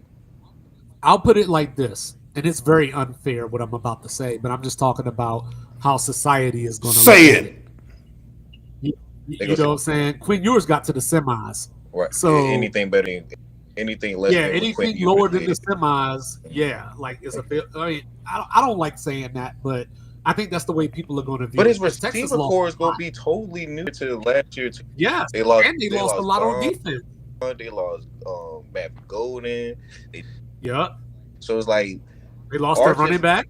Arch is going in with a whole brand receiving core, same coach, which is cool, same system. He did have time to just be able to. He got some type of game action. You know what I'm saying? So he did some reps in. So it's not like he going out there just for the first time, but he did build some rapport. So I feel like it might look ugly the first two games in general, and then it out of nowhere, you know what I'm saying, he'll pick up right where he left off maybe then, but it's going to be very different judging him this year based off of, because whole new receiver core, first full time of being in action, and then the expectations alone from where they was at last year in general. So he got to out. And I want. Go ahead. And I want to see how Oregon bounces back. You know, they finished last season as the only undefeated team in the country. You know, then they got their playoff game, and because of the dumb playoff format, you know, they had to play Ohio State at the Rose Bowl instead of, you know, at Autzen Stadium. You know, they're breaking in a new quarterback who has some experience. You know, he played at UCLA. So I want to see this. I want to see Nico at UCLA, speaking of which. Yeah. Indiana? Do you feel like the Indiana make another good 11 games, or they take a step back? Yeah. No, so I think Indiana. The thing with Indiana, it's really it's wait and see. Their defense is still going to be good. They bring back a lot of those guys. They're bringing in a transfer quarterback, but I think he's better than the quarterback that they had. But their schedule is tougher this year. You know what I mean? Like last year, they only played Ohio State, you know, out of the real Big Ten contenders or whatever the case may be. You know what I mean? This year, they got Penn State, they got Illinois, you know, they got Wisconsin, I believe. So it's going to be tougher for them. So this is one of those situations, and I hate to make it sound all cliche, but this is one of those, they might be a better team, but you won't see it in the record. Do you think Carson Beck has a bounce back to his career? Well, his college Absolutely career? not. You know what I'm saying? Miami lost all their receivers, their top 7 receivers. He did. Mario Cristobal is the version of James Franklin that we don't talk about because he doesn't play Ohio State every year. You know what I mean? Like Mario Cristobal is going to piss down his leg, Don't do it. you know, in big games. So So who got the you most know, pressure then? Or got the most pressure? All the quarterbacks? yeah, Arch easily has the most pressure. It's nobody close. Really? Yeah, we've been hearing about Arch for the last 3-4 years, and you know he's played what, not even 100 snaps, maybe. And people are already handing him the Heisman. You know, talking about how people talking about tank for Arch. Did Shore exceed his expectations when he came into the Division side, the Division 1 side from? Yes.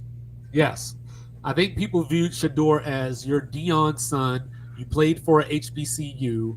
How good can you be? And he lived up to that. Was it the first? He was a Heisman candidate. So like first season, was he already lived up to it, or was it the second season really confirmed it? I think first season his individual play made up exceeded, but I don't think you can say it just because of the team's record. You know what I mean? Whereas Who? like if he had if Travis Hunter only played defense, Shador might have really won the Heisman. And same with You know what I mean? Cam Ward probably would have won it. But I'm Cam just saying. Ward too. Same with Cam Ward too. Even though up for the Heisman, but him coming to even that being at the lower schools, he already see that his expectation his first year at Miami off rip. Right. Yeah. So that's what it is, though. You know what I mean? Of course, obviously, there's a certain team that went 2-10 that I need to see a bounce back from just for my own sanity. Who's that? Maryland? Who's that?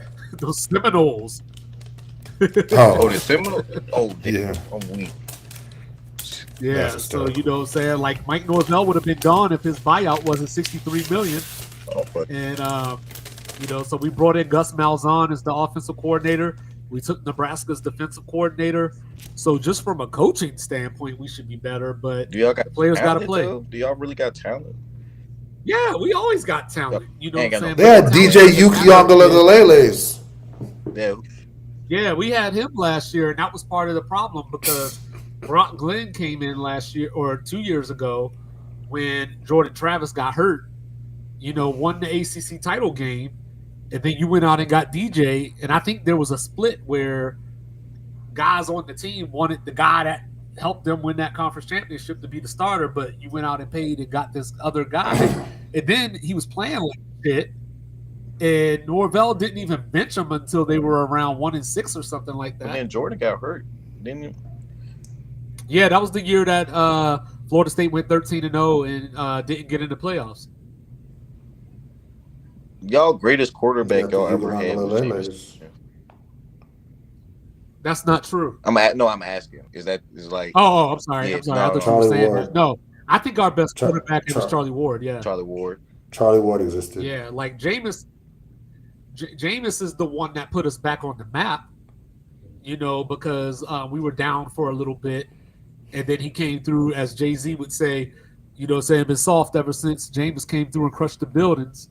Crush the Yeah, buildings. Ever since y'all ain't have nobody, y'all had that Jordan Travis experience for that short stint. Like Yeah. since then, y'all Yeah, had, and it took Jordan Travis some years. It took him 3 years because, like a lot, he always got hurt, and like a lot of Florida State fans were looking at Jordan Travis as this is not the caliber of quarterback that that y'all. Florida State puts out on the field.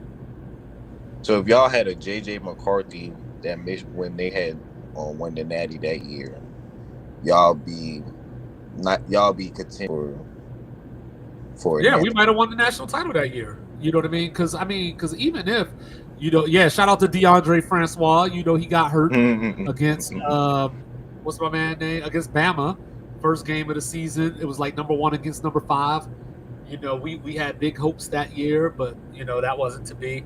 But you know, I think that when you're looking at college football, we got to remember a lot of these rankings and things that we see are based on reputation and what happened last year because we haven't seen this year's version of these teams. Yep, which is why You know what I mean? hate So that's why I hate preseason preseason rankings. rankings. You know what I mean? It's just all it is. It's just there to give you something to talk about. What so week? that's all What it week is. do you feel like the rankings start mattering to you? Week 4. Yeah, I'd say 4 or 5. You know what I'm saying? Because by then, because you got to remember too, you know, in most years, teams like Michigan will open up the season with Hawaii and then New Mexico. They're out of So conference. you don't even games see them before. play a quality But by opponent until 4 week weeks 5, in, so. you know who should be ranked. Yeah, so I think that's where we are. But like I said, it's conversation, right? Just like when we had the 14 playoff, you could argue about number 5 or whatever, you know. And to a certain degree, that's what we've lost with the 12-team playoff because you're not really going to argue for the 13th team. Right. So y'all feel You know like, what I mean? as far as committee with the playoff brackets and stuff, that how the committee be finalizing these matchups, do y'all feel like the committee shouldn't be involved in general with setting up these joints, and the way the playoffs should be bracketed out, it should be really based off a record? Well, I think the playoffs have to be. I feel like there has to be a committee or something because overall, you're talking about 136 different teams. You know what I mean? And you know what I mean? You're talking about 12 out of the top 25, I guess, that you got to put into the playoffs. But So you know, SMU the will problem never get is- a natty. Like that's the Who? like, you know, SMU will never Okay. be in a national. Watch. No, not really, because SMU, if nothing else, SMU They got got that money. moolah. And it's just a matter of time. They are playing the game that they wanted to play in the early 80s, and now it's legal. Yep. And Yep. what? They got, and don't forget who beat the SMU. So And I'm not talking about Eric Dickerson either. Who went there? Eric Campbell. George W. Oh, W did go there. Oh, really? That's right. Mhm. So in today's league now, in today's college time, you can see a SMU being in the natty. No, wait. No, specifically SMU. Okay. You know what I'm saying? Not a team that is on, Not like Not a- not like Bill Belichick in North Carolina. right. Like it has to be SMU. I mean, North Carolina will get shots just because, you know, depending on how long Bill Belichick is there, I imagine they're going to invest into the program. You know, because North Carolina and NC State, like they're just weird. Like you would think that they're a lot better in football than they are. You know what I mean? But now you have a reason to commit and invest in the program instead of just focusing on basketball. But SMU specifically can pay and get these same players that Ohio State is getting. Like before, they wouldn't have had a shot because why would I go to SMU? You know, but now with the transfer portal, you know, You think that's a good thing, you know, though? what's his name? Do you think that's a Daddy Warbuck. do you think that's a good thing? Do you feel like that's a good benefit for like some like SMU or someone like Bill Belichick to get into a position to be in a national chip game with a small school and that's Yeah. Yeah. I will say, though, college football seems to be the one sport that no one wants Cinderella. really? You know? Yeah. I Like, felt like we got a lot. I wouldn't say we get a lot of Cinderellas, but we be having the Cinderellas in college sports. Unless I'm just looking at it from the game standpoint, like certain games or how their seasons well, been. I just think it's what's the word? What's the word I'm looking for? So when Boise State beat Oklahoma, it was okay because it was a one-off and it was a bowl game that didn't decide anything. Or the Tostitos Bowl, You the know what I Statue mean? of Liberty play. If you had Memphis, let's say Memphis, if you had Memphis eliminate Alabama from the playoffs, people would lose their shit. Like that, The beautiful city of Denver. like what was it on was it Appalachian State versus who is Michigan, Oh, Appalachian Appalachian, State yeah. versus Appalachian State. yeah, that was in the play. Yeah. If that was in the playoffs, you would feel like that would have. Y'all feel like that would have been more of a Cinderella's type deal. That would have drawn a lot of Well, yeah, attention but see, to But the Appalachian State would make but what the made that? playoff to do for that to happen, which would Yeah, never yeah. happen. What made that such a big deal though is that Appalachian State wasn't even FBS when that game was They played. weren't. Oh yeah, that was, That like was the one of thing them, that they was just that one was of them so teams that you played like you said, niggas just start off with just to play a team that's yeah. But they weren't even in the same division though. They were a division lower. Yo, where were you when you watched that game? Did you watch the game live? no, I Oh yeah, I did. didn't watch it live. You remember where Yeah, you were? because back then, back then, I was in my house in Alaska, but it's like one of those things that back then college had a NFL ticket type thing. Uh-huh. So I didn't watch the whole game. It was just like in the second quarter, I saw the score and I was like, "What?" But it was And then I just went over there. but it was on TV because Michigan was the number one team in the country. I can't. I don't know if I watched it on ABC, but it was definitely. It was Um, me and Toya communally. I remember we were in our old house and we were laying on the couch watching TV. Toya was offered a scholarship to Michigan, so she always was interested in Michigan sports. But she was falling Yeah. asleep, and I was like, falling asleep? We were sitting on the couch, and like happened. I was like, oh, shit. Like, and I woke her up because she fell asleep. I was like, Michigan lost. She's like, no, Michigan didn't lose. Like, Michigan lost. So Yeah, it was I'll like never for forget me, that. I was being told about it, like, cause I ain't watched that game, but I was just being like, it was like everybody was Yeah. just talking about like, how can Michigan lose? Like they okay, Michigan lost. I'm just like, do you remember? Do you remember what happened the next week? nah, I don't remember Oh. that next week. They got shut out at home by Oregon the next week. Mm. You know, and you know the craziest part of their season?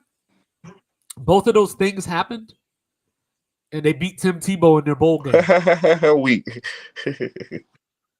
So, do y'all feel like with college sport, well, at least with football in general, do you feel like 2-5 when you see scores? When you see scores in college football games where it be like 56, 60, 66 points, 70 points, like that one college night with the 70 points and stuff, like, do you feel that's really real good entertaining football in college sports, or is like that's a lack of talent or exposes how sorry that team might be really is, or how sorry that coach might be?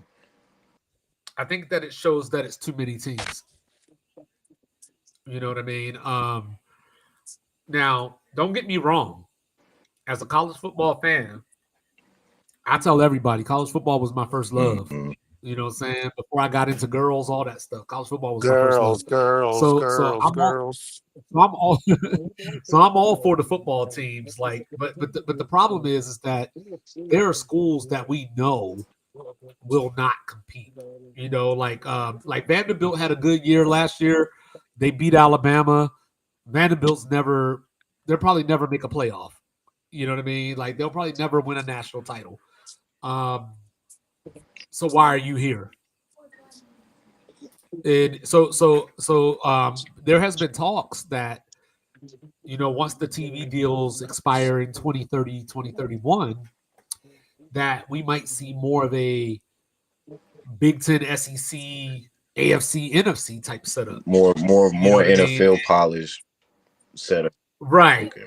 Right, and everybody else below them. You know what I mean? So that's why you see all these teams trying to build up. Like, that's why Florida State and Clemson wanted to leave the ACC. Like, don't leave us behind. You know, so I think at this point, there's just way too many teams. There's a lot of teams that, you know, like, why is the MAC playing at the same level as Alabama and LSU? Right. It just doesn't make sense. Whereas in basketball, at least, you know, one player can just change all that. Yep. You know what I mean? You could have a Steph Curry. Back to that conversation You know the what other I mean? night. Like, Davidson. See me at Yeah. Davidson. For sure. Yeah, but football, like, if hypothetically, right, if Jeremiah Smith played for Florida Atlantic, He wouldn't be. they're But not going into yeah, the swamp and beat the Gators facts. because they got Jeremiah Smith. Yeah, I feel what you mean with that. Yeah, so that's where I stand on all that. So so watching point wise, like seeing like just the amount of touchdowns being put up is based off a team and matchup determines that sometimes too. Like, yeah, because I don't mind it. Like, I like more defensive games, but you know, like people we're so absolute in our speech these days, because I'll say like, hey, I like defensive games, and people be like, I don't want every game to be non. I didn't say every game. it's like it's just like my You know what I'm preference saying? that, Just give I me one like or to two. watch though is like I see a defense. Yeah, like I tell people all the time, that LSU Alabama 9-6 game Bro, is one that's of my favorite games. bro. What? Who you telling, bro? I used That to was a sit really there and good be football like, game. bro, That was a really good how football game. how am I so entertained with the fact that this is a low scoring game, but it was so much going on in the game itself alone, where it's just like, bro, how can you not enjoy a low scoring game? Like, Yeah, the only thing that wasn't entertaining is y'all ran out with Jordan Jefferson. That was the only thing I didn't like about it. yeah, man, I seen it all, bro. Okay, I seen the time in the swamp, bro. One of my worst times watching that shit. Like, what's going on? But for real though, I like when I used to watch the scores being so high powered and stuff. I used to be thinking like, is it these niggas that good? Are these that good? Or some of these kids really that bad? Like, or is the coach really just that bad? Like, it's hard to tell sometimes if I'm. It's just all talent, man. It's just all talent. It's like essentially when these schools play these SEC schools, like the Citadel. You know, the Citadel will play Clemson every so often, or they'll play Bama. It's like playing against the Dream Team. Yep. Shout out to Jonathan. Then why can't I remember Jonathan's last name? JB. Jonathan Bennett played quarterback for the Citadel last year. He actually was. I told you this last year, but he was the backup quarterback of Malik Willis and Caleb Salters at Liberty. He actually played for the Citadel last year. His last game was in Clemson Memorial Stadium, and he had a terrible game. But his very last throw was a 70-yard touchdown, and then they pulled him from the game. Shout out to the Bulldogs. So games like that Baker and Patrick Mahomes game in college, when they like both of them apiece for like more than 6 touchdowns and shit, hella yards. You feel like, yeah, I want to say Mahomes threw for 734 yards. That's insane. Yeah. Do you feel like those are basically talent games? Like that's it's all just pure talent, like, or some of that is, but some of these niggas is trash. Like, that's a combination of the two. No, I mean that's, yeah, it's a combination of the two, and I think that it can be good as long as it's, you know, good teams doing it. Like, I don't want to see that necessarily if it's Central Michigan against, you know, James Madison or something like that. A game I never watched. But if you're talking about, if you're talking about the best of the best, like say Ohio State and Penn State did that, it would be enjoyable because of the talent that they have on the field. Yeah, it wouldn't be because both teams are like inept. And chances are, if they had that game, chances are they've had games like it throughout the year. But how do you tell the how difference? terrible they are? Like, when you watching, what can you see? What you looking for to be like, all right, this is literally two talented teams just going haymaker for haymaker. Well, sometimes teams just go up and down the field. But if it's, say, you know, 70-yard touchdown, then the other team gets the ball back, and it's 52-yard touchdown. Then they get the ball back, and it's 31. You know, I mean, like you know what I mean. Like, if it's just drives that are happening, you know what I mean, and the teams are scoring, I can live with that. But if it's just a big play fest, you know, I don't want 2-5. Are you trolling me? Did you send people here to troll me? What's that? Okay, so I just walked into they're apparently doing a Colorado Legends celebration of sport greatness, right? Downtown here, right? So I'm gonna turn this camera around. Shador, Because I they got think the Shador you're Trapper trolling jersey. me. So baseball, they have Todd Helton, right? You got a big, Yeah, that you makes know. sense. There you go, Todd Helton. Representing. Okay, You know, okay. 4 Silver Sluggers, Oh, 3 Golden Gloves, 5-time All-Star. All right, all right, right. That makes Then we sense. got right. John Elway for football over here.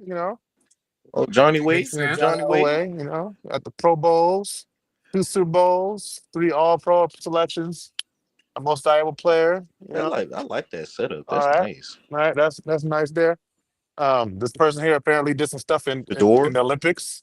Oh, Schifrin. that's, oh, Schifrin. Okay. All right. I don't know who they are, but congratulations to them. Good job. All right. In hockey, they have Sakic. I don't know who Where's he is. Gretzky from? He played Okay. hockey for the Colorado Avalanche. All right. Conn Smythe Award winner, Hart Memorial Trophy winner. And then for Yeah, Chip. basketball, and then for basketball, they have I don't know Hall of nobody Famer, from college. Yeah, Hall of Fame. Chauncey Who's Billups. that? Chauncey Billups. Ooh, okay, Billups. Okay, This is sick. so I will tell you. I will tell you. Chauncey Billups is from He's from Denver. Denver. Yeah. Oh, he is. Yeah. I didn't He's know. a buff. Yeah, He's a yeah. buff. So, And you know what they have, right? Okay. well, no, yeah. He went to He made the Colorado and Basketball he's Hall of from Fame. Denver. So Yeah. there But you I didn't know go. he was Mr. Colorado basketball 3 years straight. So that's pretty cool.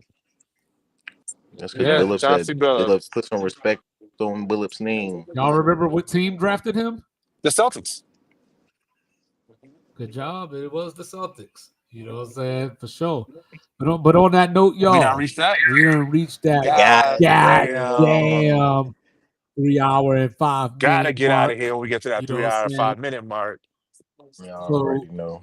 shout out to Styrofoam Shout out Ralph, to Cups, aka my Cups. guy. Shout out You to know, the cup. you know what I'm saying? Shout out to Dallas Mike for joining us For earlier. sure. But Jack for a very as short Yo, period of we time. foes shout out up. to Put your Narissa. foes up if you want to holler. Put your You foes know what I'm up. saying? Shout out to Shout Narissa. out to Put your Narissa. Oh, phones she up. there? You know what I'm saying? She over there? No, she just across the room saying shout out to Oh, shout out to Narissa. Narissa always. And Always then, shout out to Narissa. see, there you go. And then you know what I'm saying? So we got Bleed Blue, For Nap Nation. Nap You Town. know what What I'm saying? it do? Anthony Richardson's #1 fan You're in the building. You know what I'm saying? Andrew Luck had a better rookie year than And RG3. you know it. 11-5 You know is what I'm better saying? than 9-6. He is Jay Lethal, y'all. You know what I'm saying? Then, of course, we got San Jose in the building. You know, not only is this guy a 49er fan, but he is here to let all you haters and fools know that Randy Moss couldn't even tie Jerry Rice's shirt. couldn't do it. Not if he had to do And something he other than a is go live route. from the Not Mahai do it. Club. Not if he had to run a non-go route, he couldn't. Oof. And he rides with the Miami Heat in the good times And the bad times. I hate you, Tyler Hero. He is El Residente. And then, of course, I am 2-5, your sit-in host for the night. Just sitting here living on a prayer that the Washington Commanders do the right thing and sign Terry McLaurin. Keep him away Or from send him to San Francisco because we're friends. Bring him back home to Nap Town. Uh-oh, Bring there's a him to his TikTok. There's a hometown. TikTok being shot right here in front of my face. 2-5 and Narissa coming to you from the Alamo. You heard. You know what I'm saying? Y'all be good out there, but above all else, Aaron Fuck Rodgers. Aaron Rodgers. fuck Aaron Fuck Rodgers. Durant. Fuck Kevin Durant. Fuck Rudy Gobert. Fuck Rudy Gobert. And then just for tonight, one night only, fuck Chauncey Billups' spot in the Hall of Fame. God For damn sure. it, you are, bro. For sure. God damn, bro. That's So join the disrespectful. hot box. Join the hot box on Sundays, Mondays, Thursdays, Fridays and and Friday. There you go. Friday, 7 p.m. Eastern. You know what I'm saying? Holla back, y'all. This is the most coordinated We love y'all TikTok I've so ever seen much. in my life.